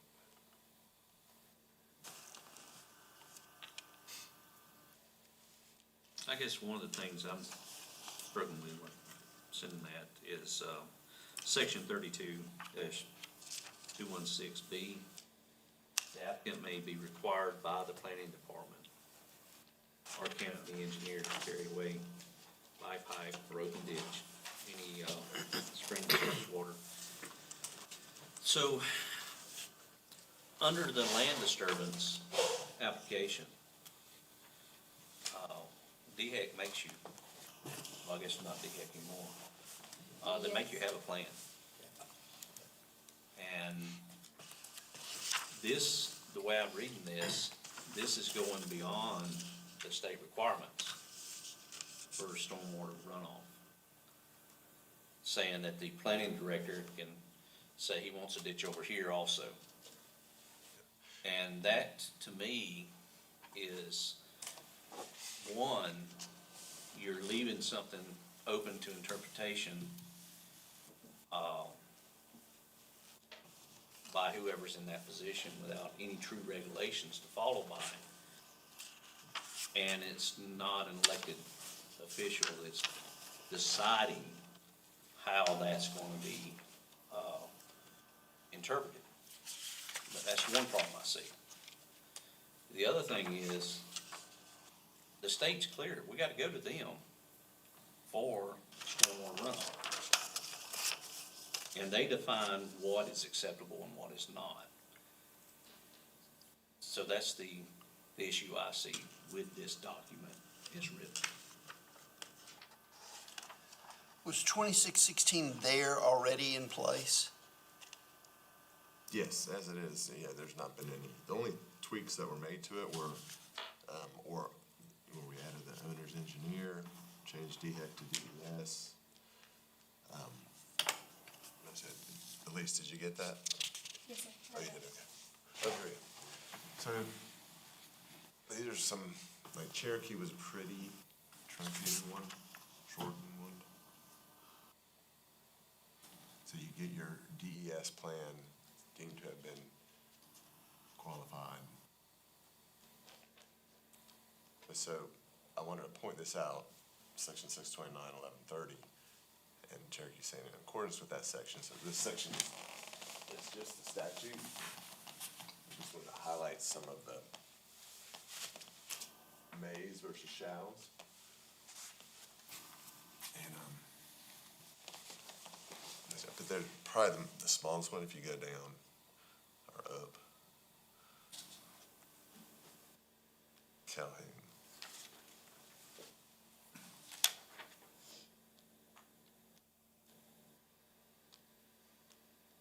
So I thought that maybe it was Darlington. Darlington is of the size, it had an MS4 that was in place. But a combination, and again, this, I think the streamlined version is, hey, it's gonna be consistent with DES plan permit. If not, if it's not applicable, then, do it consistent with best management practices. You can combine Calhoun and Darlington, but I don't know that this is so far beyond. I mean, we could have unintended effects by me saying that on somebody that I don't know what they're gonna be. Elise, what do you currently use this section for? In other words, I know that I've seen stormwater issues where, one, DES in any new subdivision is gonna tell you exactly where everything's going, from your culverts to your retention ponds to everything else. That said, I do see in construction of single lots where somebody doesn't have a proper silt fence and all of a sudden you see brown water in the lake, or you see something going onto somebody else's property or driveway or other. Is that where does this information help you regulate individual lots? Or do you use this for some subdivision application, or do you really not use this section? Because it's already dealt with through DES. So kind of both. In the sense of, you know, if there is runoff, that sort of thing, say from a subdivision being developed, which we've gotten that gets handled through, they can submit a code enforcement complaint form, we can go out and, Is this your policing mechanism? Because, I mean, I've gotten those, when I'm no, sitting, not necessarily, so, I've gotten those calls before from people saying, can you talk to the planning department about? right. And is this the instrument that you go, yep, we have teeth that can go make somebody put in Specific themselves? to subdivisions. Okay,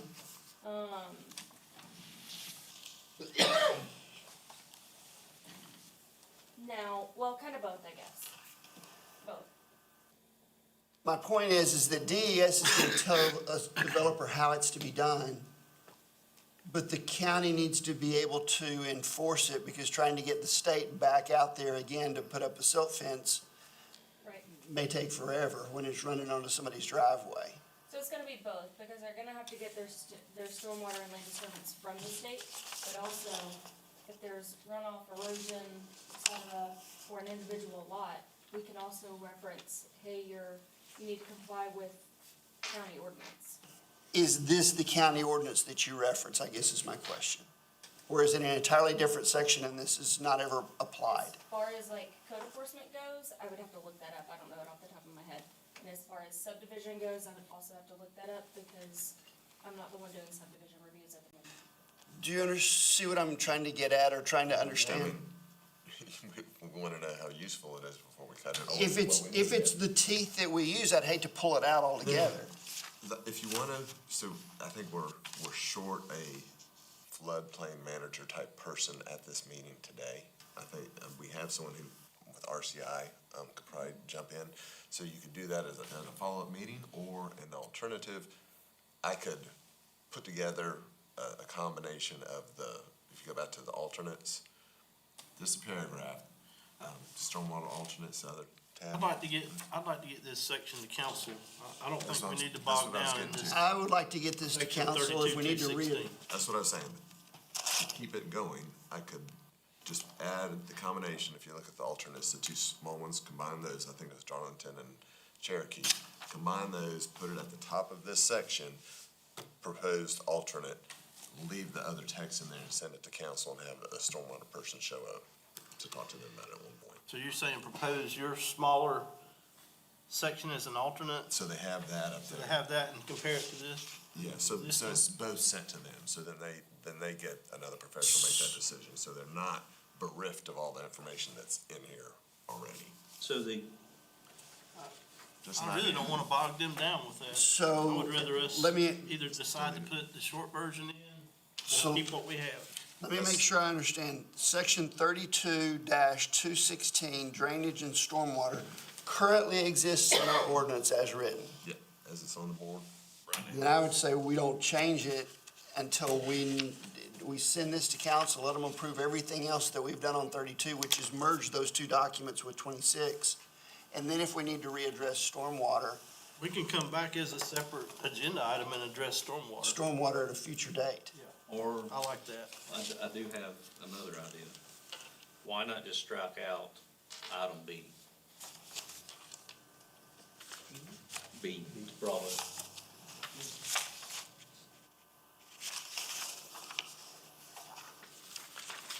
And I then just- send it on. I just don't know where the teeth are, and I don't want the county to lose the ability, because a consumer, I would hate to be the guy who's got 4 inches of red mud on my driveway or across my private road when a 100-room subdivision came in and I can't reach That's DES. section D though. Oh, is it? Okay. Look at D, and I think that answers your question. He's not Okay. proposing that we delete that section. So here's where I'm going. I think we need to, anytime there's an interpretation, I think that should be left to council. And B is open for interpretation by the planning director. I'll second your motion to, remove paragraph B and send it forward. Let me ask you another question, Mr. Root. If somebody had conflict with this area, would they get relief if they couldn't get it from the planning director? The planning director was being overly restrictive or something like that. Do they come in front of our group to get relief? Yeah, I would think that any kind of appeal would be to here. But what are they appealing? Because it's very vague. Yeah. I mean, I'm not disagreeing with you. I'm just trying to make sure that we don't cut something out that we've knocked our legs out from under protections. Well, what we've got is a planning director doing, stormwater. And I don't think that's without any directions on what the expectations are. So I would say, just my 2 cents is, if they're a CFM, right, there's a difference between being a CFM and not. But Define that, CFM. Certified floodplain manager. but that still does not make them an engineer. But how about the Department of Environmental Services? You got a complaint, you call them, they're gonna come out and assess it. They would also call us.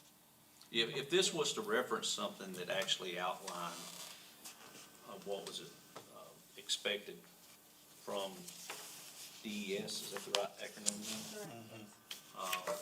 Then I'd be okay with it, but it's not. It's a very broad statement, and depending on who the planning director is, they could have you putting a ditch all the way around the perimeter of your property. And I know that sounds very So outrageous, removing- but that's just, I'm trying to get the point across. They'll have you doing things that you don't necessarily have to do, but yet you're doing them because they asked you to do something that is not specifically stated anywhere, and you feel that you're being coerced into doing it, because if you don't, then you're gonna have other issues coming from the planning director. I don't think they can do that. It says here they have to be in accordance with accepted engineering standards and specs. Well, they They got, can't be weird, do an outlandish directive like put a ditch around the property. right? well. going Well, back what to it my says, the original first statement, sentence is real bad, the bad part. It says the applicant may be required by the planning department or county engineer to carry away by pipe or open ditch any spring or surface water that may exist either previously to or as a result of the subdivision. Such drainage facilities shall be located in the road right of way where feasible and shall be constructed in accordance with accepted engineering standards. So yes, they can tell you where to put it and you have to do it for engineering standards, the way I read it. But you're at the mercy of the planning department.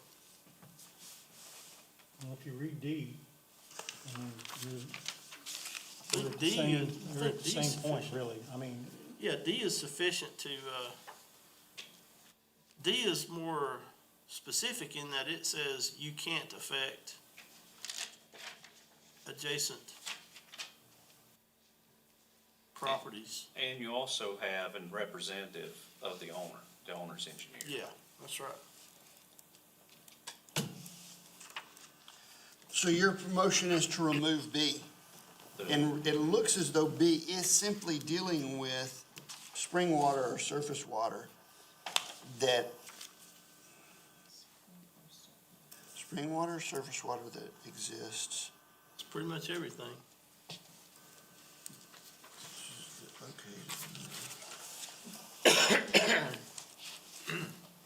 But y'all are saying that D covers that? well, ultimately it does. Well. Any other discussion? No adverse impacts on existing downstream drainage. And this is to remove B and leave everything else as it is? That's correct. Are we putting, Reserve, reserved in there? correct. So the motion is to remove B and replace it with reserve. That's correct.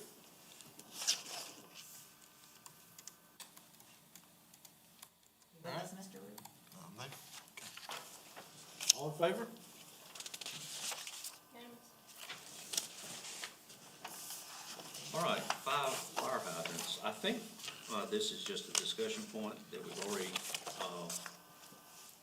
Oh, so this is one point I wanted to bring, yeah, this is the first time it came up, I'm sorry, Mr. Hayes. So, I know the discussion had been minor subdivisions, family transfers, those are the only kind of exempt or unique, there's no other category of subdivision that has a special treatment. There is, and so I just wanted to call that out. When you get to the definitions of subdivisions.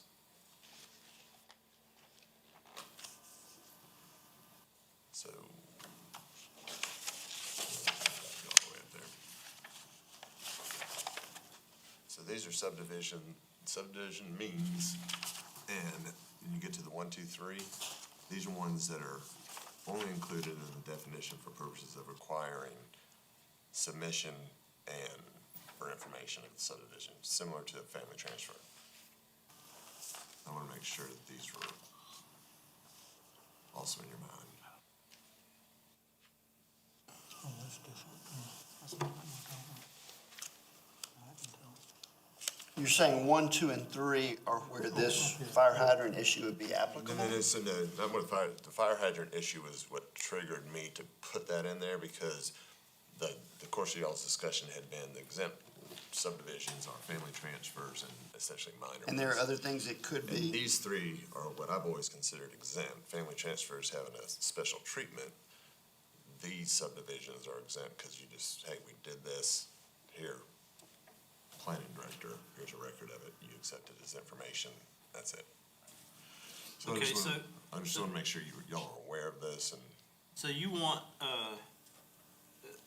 except minor subdivisions, family transfer subdivisions, and exempt subdivisions yeah, I didn't as have, defined in section whatever. didn't necessarily have a want, I just wanted to make sure that y'all No, I think it should be. contemplated. I think Mr. Nix and Mr. Root are correct that there are, it looked like, I mean, if you're just putting a piece of property back together, there's no reason that you should be required to put in a fire hydrant because of it. so make a motion to include exempt. I'll add in to where we have this throughout the document, add an exempt subdivision, so, in reference to definition. Okay. So to all the areas where we had special treatment for minor family transfers, it's gonna be more akin to the family transfer, because minor is very different, so, where we have the family transfer as exempt, I'll add in these. Those other definitionally exempt exemptions. ones. So that'll also apply to section 32-220, section Bravo. Yes, sir. That might be all the yellow.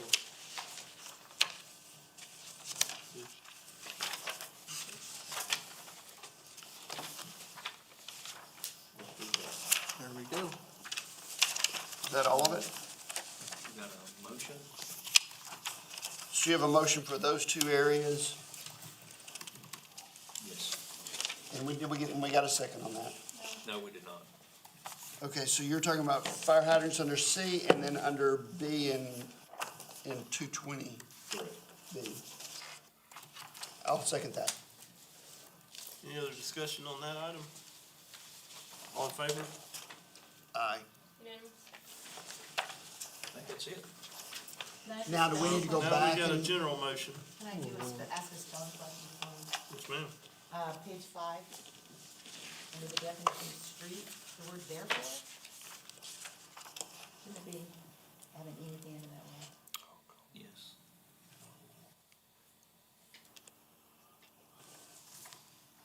I'm just curious who remembers, no, I'm just Is that- no, it shouldn't have an E. That's an You old shouldn't. English It's thing, Old right? English, yeah. The reason therefore, yeah, Gotcha. But in current English? or still something? therefore, it's no E. It's- Sorry. All right, we have a motion on the floor to approve chapter 32 in general and send it to council as revised. Get it out of here. Do we have any other discussion on that matter? All in favor? Aye. All right, that puts us at agenda item 9. Does anybody need a quick restroom recess? When we send this to council, is there anybody that's going to be heading it up, like Mr. Haney, as far as speaking on it? Yeah, I think we discussed, Mr. Haney would need to present that to council.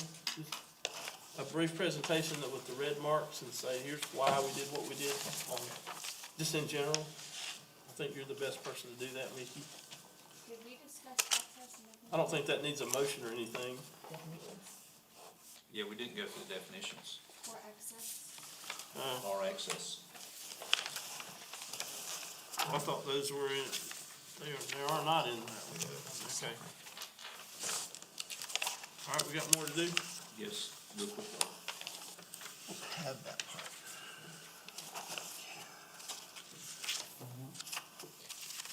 We already corrected it.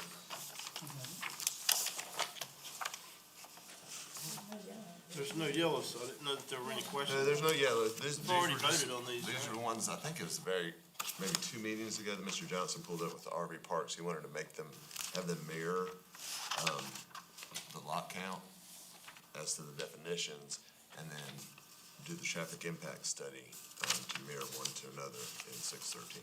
So, yeah, I didn't have any questions about it. It's a straightforward motion. You just have clean red line copies showing what it was. We've already put these in place by motion, and you put the changes in. Yes, sir. Does anybody need a 5-minute recess? All right. Moving on to agenda item number 9, discussion regarding data centers. We have 2 people on the list for public comment. And I'd like to just remind you, you have 5 minutes, or we can, if you think you need more than 5 minutes, let us know. We can make a motion for you to add some time. First person is Mr. Richard Ellison.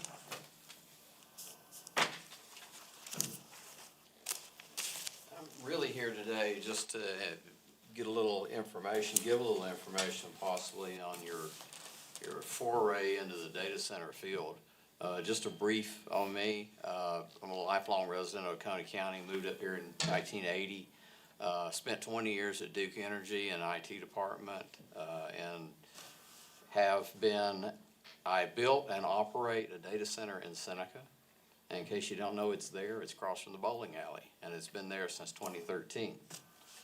Have nice close neighbors, and we don't make a lot of noise like most people think data centers do.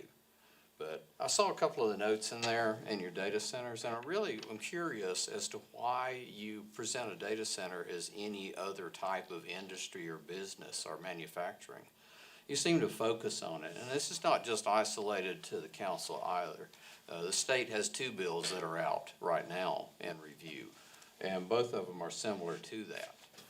They both address data centers as though they are a different entity than everything else. And I would challenge that observation that data centers aren't much different than any other business out there, especially medium and heavy manufacturing. The news carried the thing about Tiger in Spartanburg County being canceled. That was unfortunate. It does add to the tax base. It also, they don't add a lot of jobs like manufacturing, but they add very high-paying, very specific jobs. So they attract a different type of people. Your average salary of a data center employee is probably going to be in the $125,000 to $165,000 to $170,000 range. A data center of a 30, 40 megawatt capacity would probably employ 25 to 30 people, and would probably be in the $200 to $300 million tax base range. So there are a lot of advantages to doing it. Really, there's a lot of misinformation out there. We operate a data center. We don't have any problems with our neighbors. I think a lot of the information is just misconstrued. Data centers don't eat up all the water and make wells go dry. They're usually closed systems. They take enough water to fill the system, 10,000 gallons, a pool, and then the water is kept enclosed in a system. They rarely ever use open systems anymore because those are wasteful. They use a lot of water, and most people don't want to do that. So data centers have evolved over time. They don't do that. Power-wise, they use power, yeah. They also can generate their own power. Natural gas, for example, is a viable alternative to using grid power and can also help communities because data centers can store their own natural gas on site. So in times where there's high usage, the natural gas can be tapped by the local gas supplier to backfill their need when it's 9 degrees outside. Last time I heard, the Permian Basin is located in Texas, and it has enough natural gas in it for 300 years. So I don't think we're gonna run out anytime soon. And there are multiple technologies for generating power from natural gas. Some of them produce CO, some of them do not. That's my 2 cents worth. It's a good business. It really has a lot of advantages, and I think it's something you need to consider, but don't treat it as a different business. You know, it's not different from any other business out there. Is any other business in Oconee County required to put up a bond or put up a plan for decommissioning? I haven't heard of it, but yet you're gonna ask a data center to do that. What's different about a data center? Nothing. You know, pumps, water, batteries, power, just like everybody else. So, that was my 5 minutes. Mr. Chairman, may I ask a question to the? Yes, sir. You had mentioned a 25 megawatt system and things like that. Can you tell us what your data center currently consumes as far as wattage? We're about a 1 megawatt data center. We're fairly small. We're a boutique data center. We specialize in certain industries. We're high security. So we're not in the megawatt range like data centers you would see. Gotcha. Could we be? Yeah, sure, you could. But that's not what we elect to be when we built it. And since you're our biggest expert here, just in doing a little bit of research, and I may be completely off, but it seems like that Clemson University, the grounds of Clemson University and everything about it is running 12 megawatts? Is that a correct assessment? That might be. You know, they're an older style data center. No. A lot of air-cooled equipment. And I mean, the whole university, everything running on that grid University? is Could be. running 15 megawatts at most? Yeah, I do not know what they run. I know heavy manufacturing would run probably in the 5 to 12 megawatt range. Range? Yeah, Okay, but they don't produce their own power either. right. So, you know, data center can produce their own power, so they're not a burden to the grid. So if you were seeing us as doing some sort of regulations, would you see that as a positive regulation so that it's not pulling grid? I think that depends on the grid and what the grid can supply. How would you, if And you want to or if it restrict hits a it? certain amount? Well, if you want to restrict it, then are you going to tell the grid suppliers that they can't supply it? You're making an assumption. Right. No, and I'm just trying to put something in a box that may or may not belong in a box. So I've got a, Let Britt had his hand up, get you next week. Is there an issue in Oconee County with being able to provide the power? Yeah, Oconee County doesn't have gas or power to provide data center operations, nothing of any size. Right. Gas lines are small, Fort Hill has them, but they're not of significant capacity to be able to power a data center.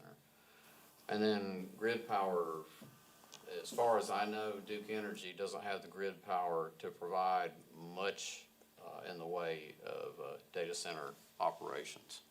We did a look at Oconee County for expansion, and the best we could get from Blue Ridge Electric was somewhere in the range of 15 megawatts. That's light manufacturing. Thanks. so, I'm gonna switch up gears.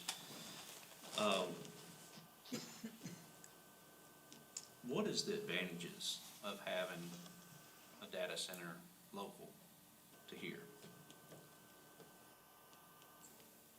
Not just yours, having other types of data centers. I don't know that it's just distinctly an Oconee County advantage. It's probably more of a national advantage. You make no mistake, AI is driving this, and it will be for a number of years to come. And AI is probably the closest thing we'll see in our lifetimes to a national security issue. So the race to get there first is extremely important. What about providing a service to local industries? Typically, AI farms are not like that. AI farms are larger companies that develop AI for a specific purpose and will resell that technology to other companies. So it would be the local company that would take advantage of it, but not necessarily develop it. Well, I guess maybe I'm confused. Would a local IT center that controls the bandwidth of other local industry in one centralized location, in other words, become their IT department, would that not also be considered a data center? Not really. Data centers are not usually, like you described, serving a local population. They usually service national, regional.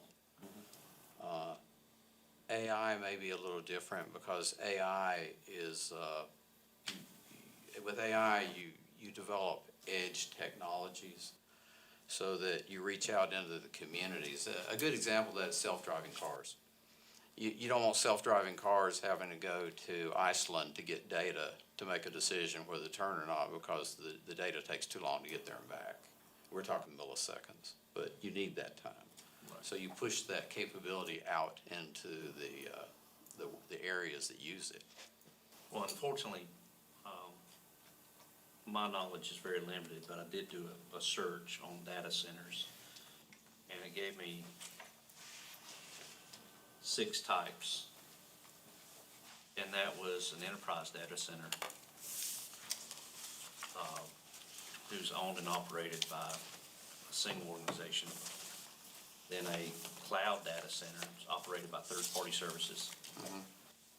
Hyperscale, which this is what I think the majority of the hype's over, is the very large data centers that consume a lot of power. Co-locating data centers, these facilities where businesses can rent their space for their servers and other hardware. Managed service data centers, and this is kind of what I was talking about, outsource of your IT department. And edge data centers.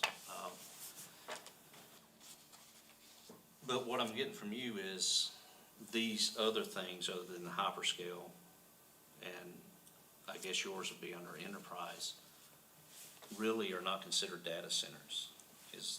Well, they're all considered data centers, but the topic of conversation is the AI data centers. Okay. Because the power requirements for them are much higher than they are for a standard data center. Okay. You know, I don't know if you guys, a rack of equipment in a data center and everything's in racks. 13 years ago, we built ours, 3 kilowatts in a rack was a lot. We built ours to 18 kilowatt standard, which is unheard of. Now, you're looking at 200, 300, 400 kilowatts in a single rack. And that's only going to increase as you move forward with AI and technologies become more advanced.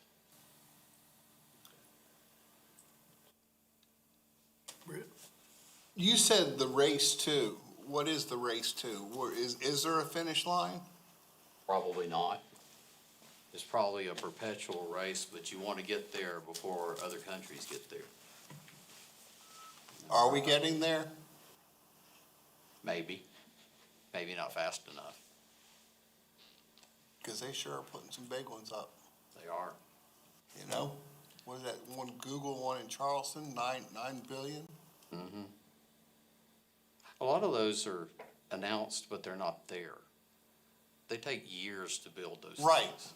You know, if, They haven't even built the power plant yeah, to power it. They haven't even built the power plant What yet. they'll use are combined cycle gas turbines to power the things. Right. Because they're low in emissions.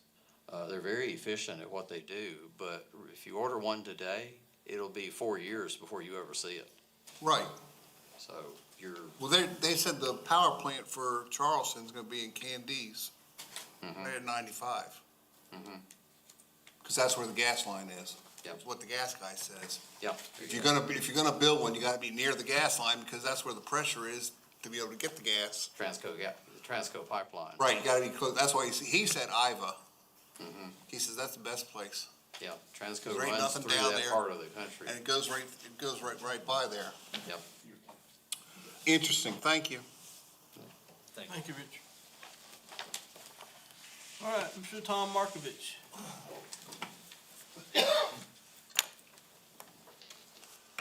Thank you. For the record, Tom Markovich. Keep this pretty quick. I did come to one of those subcommittee meetings and just kind of listened in. I didn't have any comments. And a lot of the conversation focused on, not a lot, but there was some conversation that focused on what some other jurisdictions are doing and whatnot. I went online today to look at what the legislation is that the state's working on. There is actually 9 pieces of legislation that the state is working on right now. And they deal with all sorts of things in terms of energy usage, siting, water usage, and many other things that all have to do with it. And I would argue that while it oftentimes takes the state time to get these things worked out, they will unquestionably come up with something. And I feel like some of the things that were being discussed in the subcommittee, I think, will be outdone by state legislation anyway, because they're already looking at different mechanisms as far as water. And there were certain things that I heard in subcommittee meetings that I'm not sure that the county can really regulate. But I also wanted to say that I feel like, too, one of the things that has to be, I agree that a data center is just another commercial business. And trying to look at making it a specific use that is different than some others. I have a difficult time separating data centers, except that they're electronic, from Iron Mountain. I'm involved in an insurance company. We do a tremendous amount of business with Iron Mountain. We're in the process of moving all that paper out of there and putting it into digital formats. But nonetheless, all we're doing is storing information. It's the same business. There's, one's electronic, one's paper, But I don't see being able to differentiate between one being different than the other. And so, to me, they're just warehouses, whether it's data or whether it's Iron Mountain paper. I got a question for you. Yeah. So, how would you feel about a one-line ordinance that says anybody who's gonna build a data center greater than X megawatts should disclose it to the county so that it can be discussed? Because I think what people fear, I don't know why, but I think what they fear, based on a lot of what I've read, is you have some big organization that underhandedly purchases property, say in the lower end of the county, in say a control-free zone, 500 or 600 acres, and they're gonna build their intent is to build a huge data center on it. And nobody gets told. And then all of a sudden you find out and the public's up in arms. So how do you prevent that? The state is actually working on that and talking about data centers that are more than 100 megawatts. They're working on a definition that addresses that.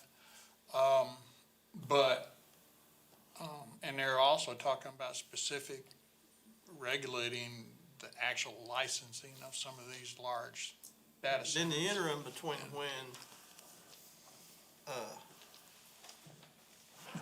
in the interim now and when the state puts these regulations out, how do you prevent that? Or is there any way to prevent it? I don't know that. Or is there any way the county can even have a say? I mean, can the county even, just have the right to be informed? I think you could probably create a zoning information, I mean, I don't see, you're talking about use. I mean, you can't control it with a subdivision ordinance. No. You're talking about, I mean, just like you said, if somebody wants to buy a piece of property that's gonna be control-free, that's a zoning mechanism. So it's about coming up with a performance standard, maybe. But I think you gotta be really, really careful there, because you're gonna start dancing around some issues that are gonna be, you can't single entities, particular entities out without getting sued over it.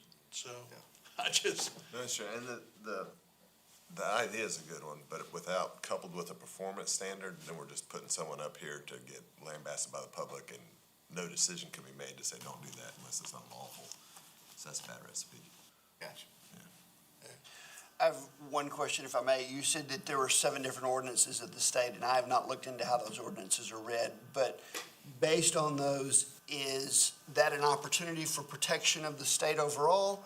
Or are those ordinances in which you've studied going to push those data centers to certain places? In other words, we've got a nuclear plant here that produces energy.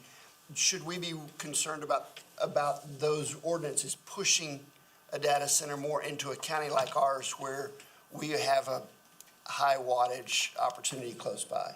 most of the stuff that and I haven't dug into it deeply enough, just because I just went in there today, but from what I saw, they're using the regulatory mechanisms that already exist. So no, it's not gonna be pushing, things out into certain areas. It's gonna be controlling them from Columbia and licensed from Columbia, reporting to, just like water usage. They would have to report DHEC on water. Energy usage, they would have to report to consumer, the Public Service Commission. And they would have to do this annually on power usage, and there's and I mean mega fines that they're talking about tied if they don't, every day, if they don't report in certain times. And so it's very extensive what they're looking at in terms of regulating everything that I've read so far. Now, stuff happens with legislation.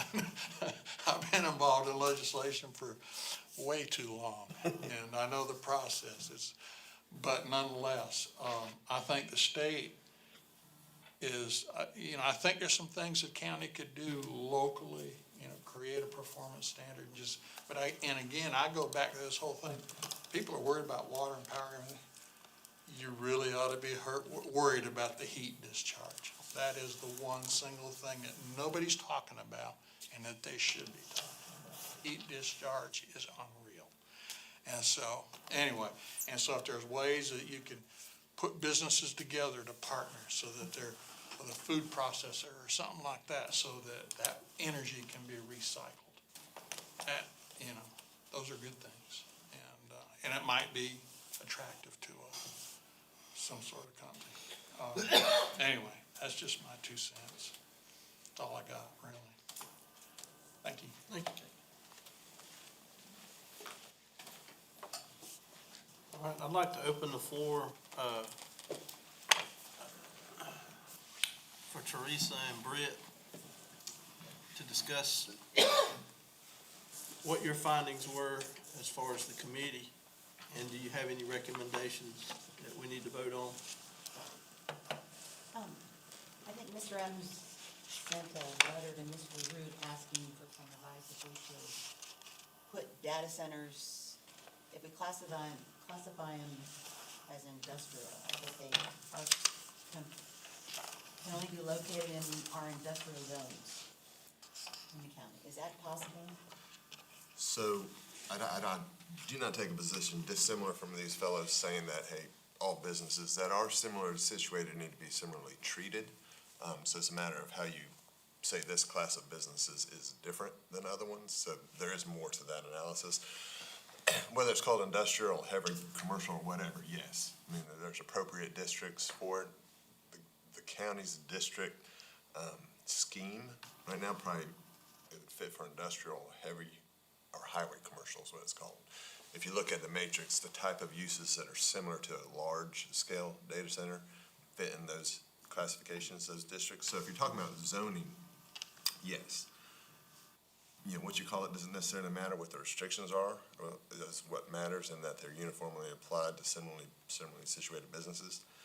That's the kind of the keystone. But just as Tom said, the state has a number of acts that they're working on, but the one I understand to be the leading one is they're gonna have a new commission that's going to permit these. So they may direct them to different places in the state or not by this permitting process, but they're not gonna preempt the field completely. They have, hey, local jurisdictions, you're still gonna be able to use your zoning and land use regulations to help with this process, to come alongside. So it's not full preemption, but whether it happens or not, it gets a permit or not, it's gonna be at the state level.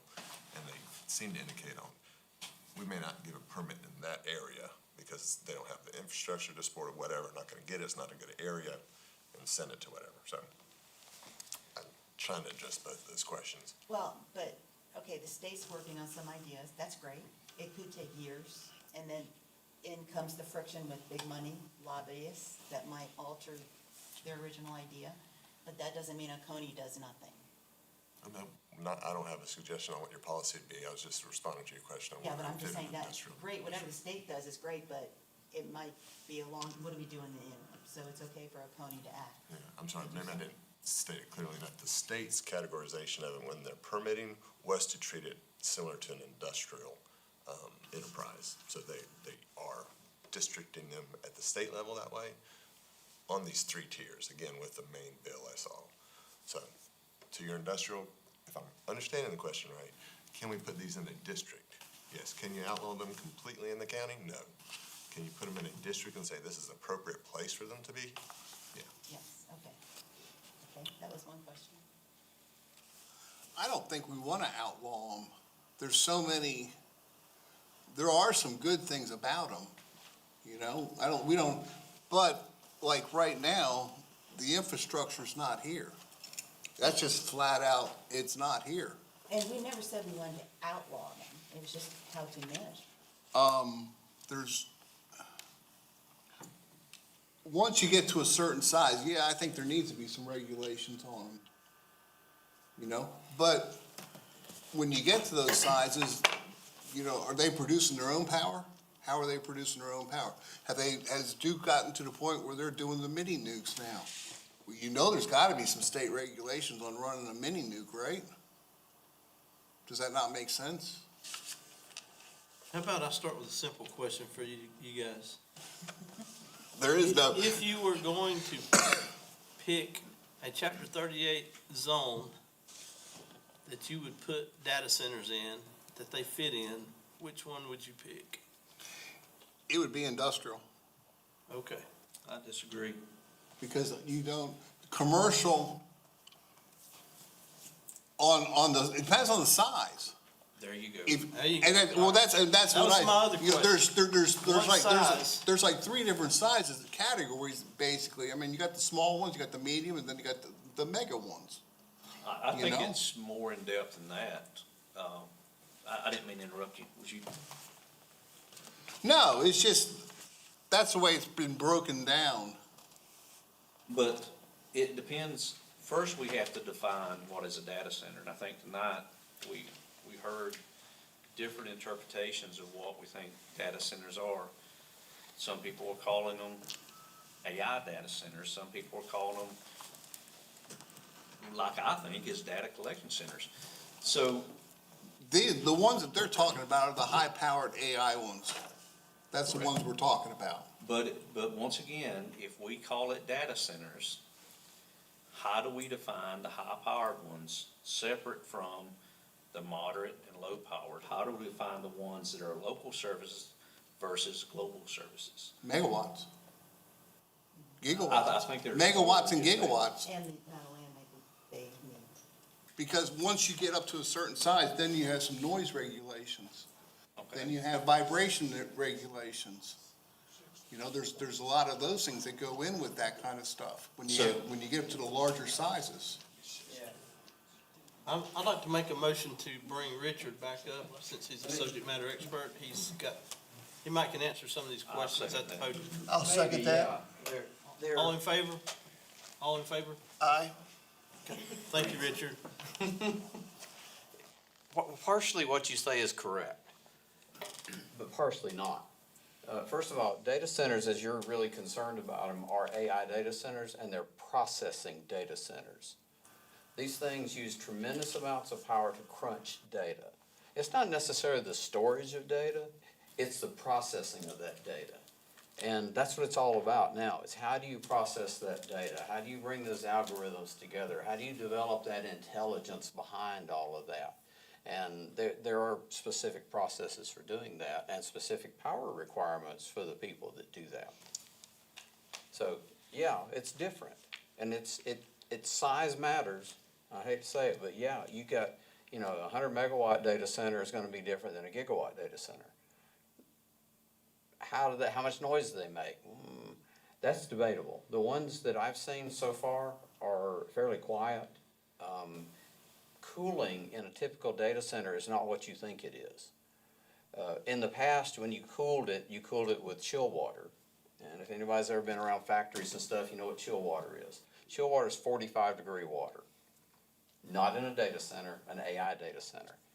In an AI data center, it's warm water. It's 90 to 100 degrees.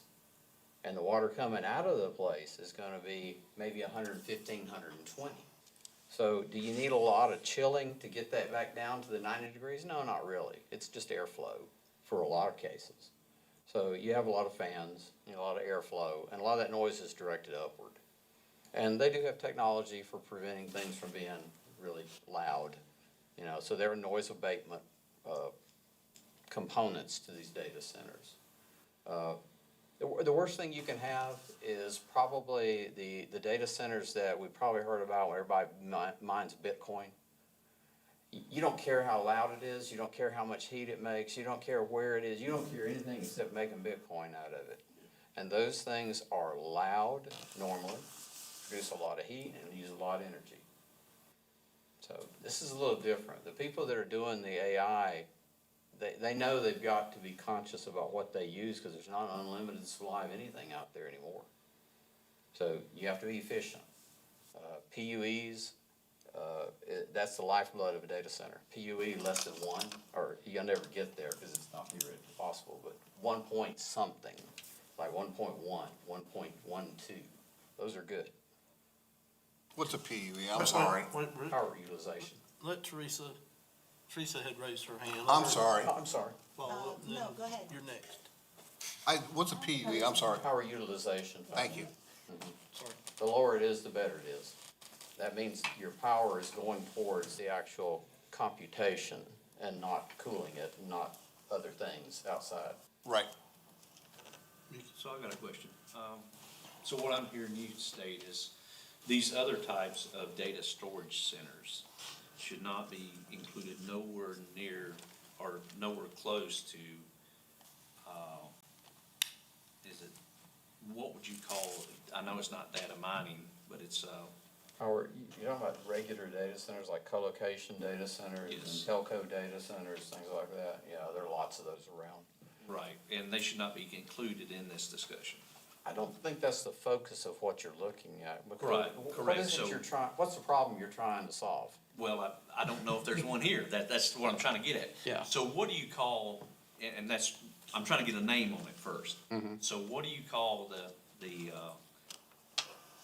data centers that you were just talking about? Those are the AI data centers. So they're AI, Those are the ones that are gonna use your most power. Are those the same as are those the same as Bitcoin mining data centers? And it's a similar process, yeah. but Just different employment of, It's a different employment of the technology. how can we determine that they are what they are versus these other type? How is that determined? You'd have to know what they're planning, you'd have to know the design basis for the facility. You wouldn't know until they announced, or so they gave you the engineering information for it, what are you gonna be doing with it? So you wouldn't see these other type of data centers using the amount of power these would be using, nowhere close? Typically, they don't use that kind of power.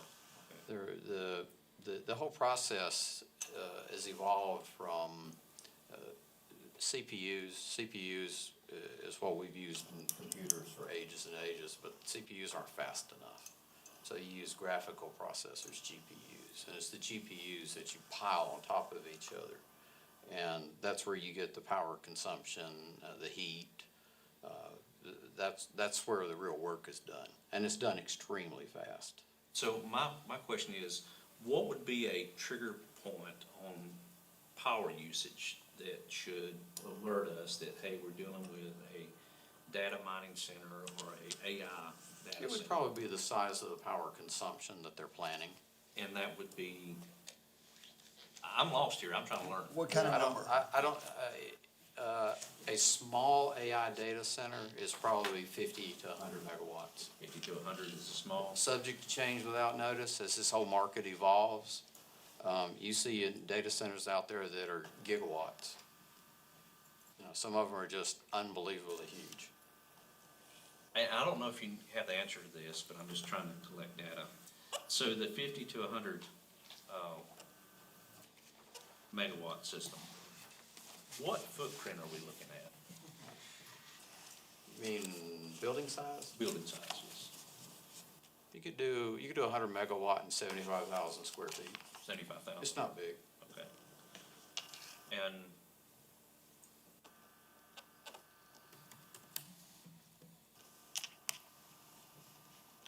It's probably more a measure of acreage than it is anything. How much do you spread it out? That's about 2 How big acres. is it? Yeah. You're gonna make your own power, you've gotta have, lay down yards, you've gotta have places to put your generators or whatever you're using to generate the power. Cooling units, you gotta have a place to put those, they don't go inside the building. And the noise that you'd hear from one of the newer data centers in there, what would it be comparable to? It really depends on the technology they're using. Some of the technology we've looked at, it's very quiet. I just have to pull it out of my brain here, but I think some of the cooling units that we have seen have dB levels less than a car running. They're very quiet. They have noise abatement technologies for those.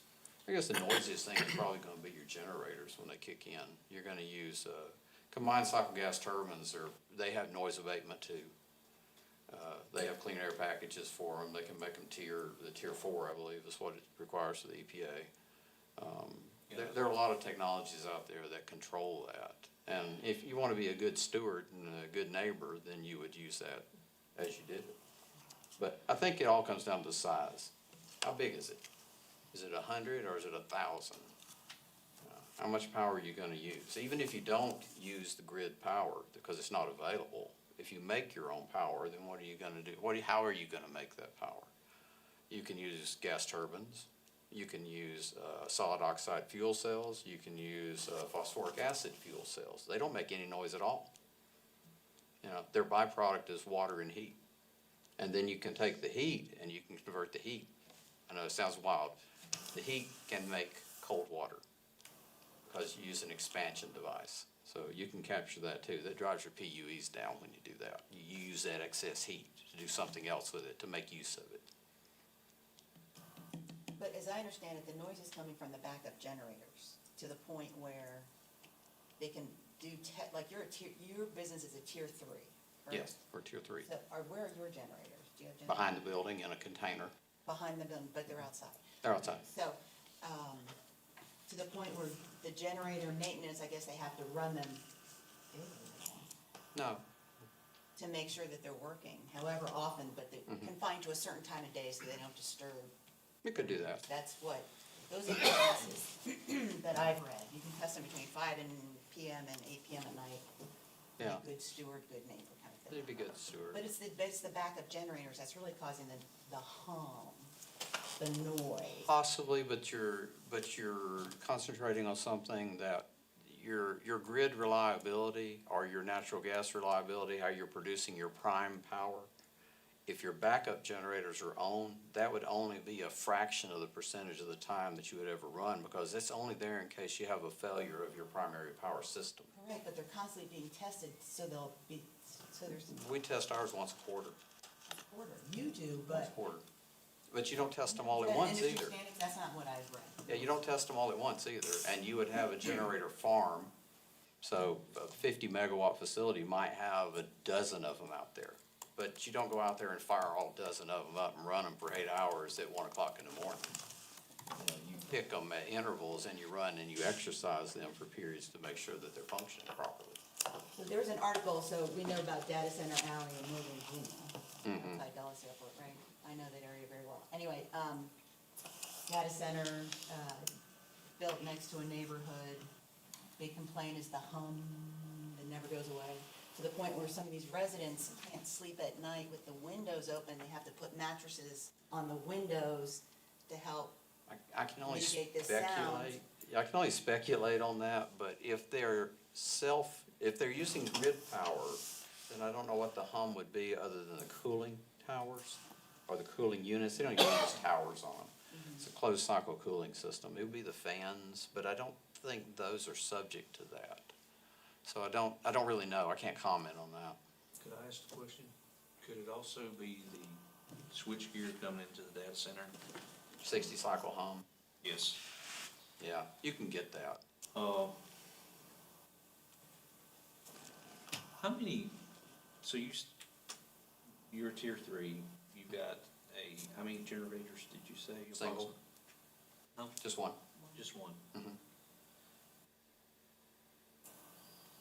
And how many generators does our local hospital have?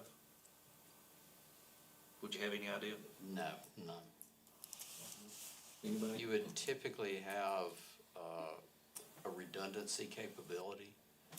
So it would be your total load divided by the size of the generator plus 1 or 2. It could be anything. It could be 10, it could be 20, it could be 100. And I'm curious on the water usage. I don't play golf, so I can't answer this. How would that be in comparison with golf courses? How many golf courses of water usage would compare to Most of these your systems. water usage? Our water usage would be garden hose. Garden hose? Yeah. Closed system. Where it's a closed system. Once you fill the system up, unless you have a reason to drain it down or it has a leak, there's no makeup water for it. So it's not really an issue in a closed loop system. So what I'm Open getting loop at, systems can do that. right, so what I'm getting at is the closed loop system, the golf courses are using a lot more. That's an open loop system. Yeah, that's open loop system. I'll change the direction of the conversation just a little bit. Are you familiar with Project Spiro in Spartanburg County? Have you read a lot about it? I have heard some about it. 200 megawatts. And I'm wondering if Mr. Root's versed on that issue. That They is actually Tiger. shut that project down with a 5-2 vote with county council. So Is that Spiro or is that That Tiger? was- Spiro is Tiger Tigers, River. is a company. Is it, okay, Spiro. Spiro the is the same project deal, that I think the county council was- designated it, but it's, Senator Martin and Senator Bright got involved in that, and that was shut down because they wanted fee in lieu ofs, and the county said no. That's why it was shut Okay, down, all right. because of fee in lieu ofs. It wasn't about anything else. That's the the same. reason, here's my other question on that project. With that amount of megawatts, they would have either had to get something special from the power companies to use that amount from the grid, or a gas pipeline would have had to be there, right? My understanding was that Tiger was a 2 gigawatt facility. Yeah, well, and they were asking for an additional 200 megawatts, is what it said, in Yeah, addition to what they already They were were requesting. self-generating is my understanding. They were using some biogas and combined cycle gas turbines to do that. Right. And I heard at one time, you can't hold me to this, that they were actually using methane gas off of landfill to do part of that, but it would have been a gas supplied system. I mean, if that's the kind of data centers we're concerned about coming here, we're gonna know way before it gets here. Yeah, because you have to have the infrastructure to support it. Exactly. Where's the gas coming from? Where's the grid power coming from? Well, Duke Power doesn't have the grid power to do that, and they won't for years down the road. They're building a CG gas turbine in Anderson, which they're running into problems with it, but they've got plans. They've got to expand. You can't stay where you are. Well, I think there's a misconception out there that because you have a large power plant in a certain county, that it will attract a data center, but that's not true, because the way the grid is if you're on that same provider, you could put it over 2 counties over, 3 counties over, and it's still the same impact on you as if it were in your county. Right. You just don't get to pay, Yeah, you don't get the tax benefit from it. Yeah, but they wheel that power. Those lines are not, you don't tap onto those lines, those transmission towers. But no, just because the power is produced locally doesn't mean it's available. If it's already being sold to customers, it's not available. So, but Oconee County's problem is basically infrastructure. You gotta have power, you gotta have gas, one of the two, or both. And you don't have either one of them.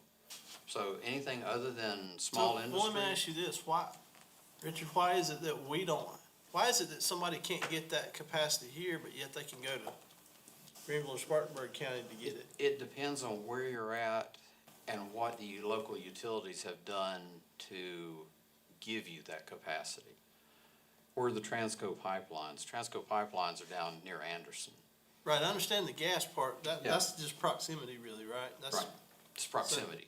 But the electrical, is that them picking winners and losers maybe, or No, not is really. it just, Just my opinion, my observation is the power industry is kind of like the banking industry. They're very stoic, and they're used to having 5% growth year after year after year. So they plan for 5% growth year after year after year. Otherwise, you have to invest tremendous amounts of capital to expand that capacity. Years ago, nuclear was the way to go, but nuclear, the people showed up with pitchforks and feathers and tar because nuclear was gonna have 3-eyed cows everywhere. Well, we never did have any 3-eyed cows from the nuclear, and now nuclear is the saving grace because it's clean. But you see the same thing happening. I call it the pendulum swing effect. Everybody's jumping on the data center because the pendulum's swinging, and everybody's afraid of what's coming instead of embracing what's coming and learning how to control it and make it work for you. There's a difference.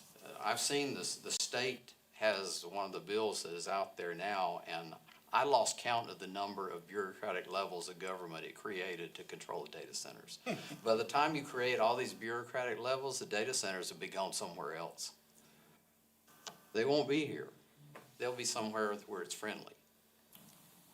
But it won't be where the bureaucracy keeps anything from happening. You'll be regulated to death. Can I ask a question, Mr. Chairman? Me. What do you think's driving that? Is the unknown that's driving the fear, or? I think it's the unknown. We all fear change.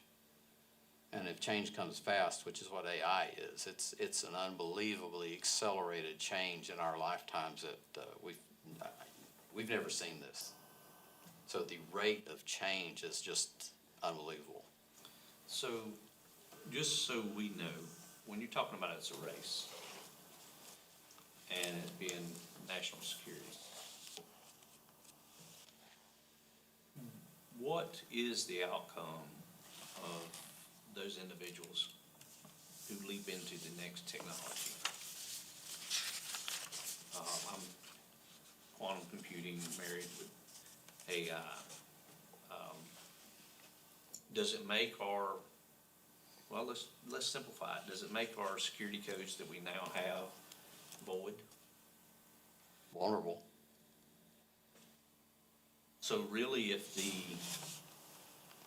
this technology advances to the point and it becomes in the wrong hands, it could really disrupt things as we know it. I would agree with that observation. So if we're fearful of anything, we should be fearful of not properly supporting those things that will defend our national security. I would agree with that. It's kind of a philosophical approach, but yeah. All right, in the interest of it being about 9 o'clock,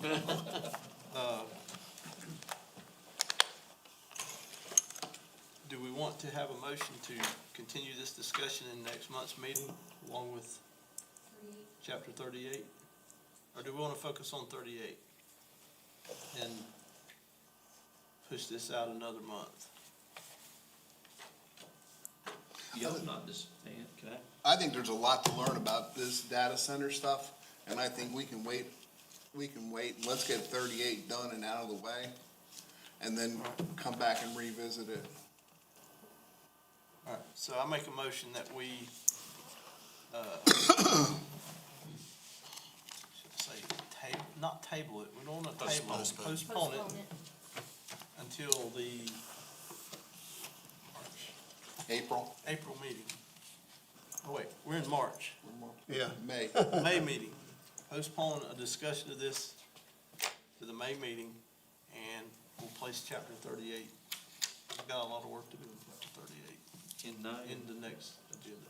Ask for a friendly amendment. Yes, sir. Well, first, Anita, point of information. Well, let's have let me get a motion, let me get a I thought that was second your- on mine, Okay, and then we'll amend it if we need to. okay. Second. Okay, now we have a discussion. Now we heard before. Is the committee still intact? Y'all still meeting? Yes. Okay. I would like to see them come back to the table with, one, a clear understanding of what we're trying to regulate and how that is different than existing industry here in the county or industry that we want to attract. What specifically is different about them? And then I'd like to Well, see. you don't even agree that it's industry, right? Well, that's why I need this information, I would like to see this information. And then some I comparison thought Richard ratio. said it was industry. Do what? I thought Richard did at least say it was industry. It's no different than any other industry, whatever that is. Power When consumption, you're water 50 use. megawatts, you're in industry. But anyway, I'm getting off subject. Yeah, Continue, Mickey. so we got better information to go off of, and we better understand what makes data centers different in the other industry that we're trying to regulate, because that's really what we need to focus on. That would be the only thing that separates them from other industries. And then we need to understand if we have the authority to regulate that, because if we don't, then we're doing nothing here but wasting our time. As it's postured now, I think you do have the authority to regulate it. The definition is defined pretty, I would say, commonly at the state bills. I mean, it's not a hard definition that they're using, it's pretty broad. So, yeah, we can do that. I will just say that April's my last month as county attorney, so, man, somebody shifting in. So we need to push a lot of stuff your way. Data center. I did this before I left, but 32 and 38 there. All right, any other, let's see. You have a motion on the table and a second. And the motion is chapter To 38 Chapter next 38. month, and then. Nope, chapter 38 to May's agenda. What? No, No. the other way. Chapter 38 is gonna be the next agenda, and then we'll push out the data centers to Sorry. May, along with any other business that carries over. Any other discussion on that? All in favor? Aye. Do I have a motion to adjourn? Motion to Motion adjourn? adjourned. All in favor? Aye.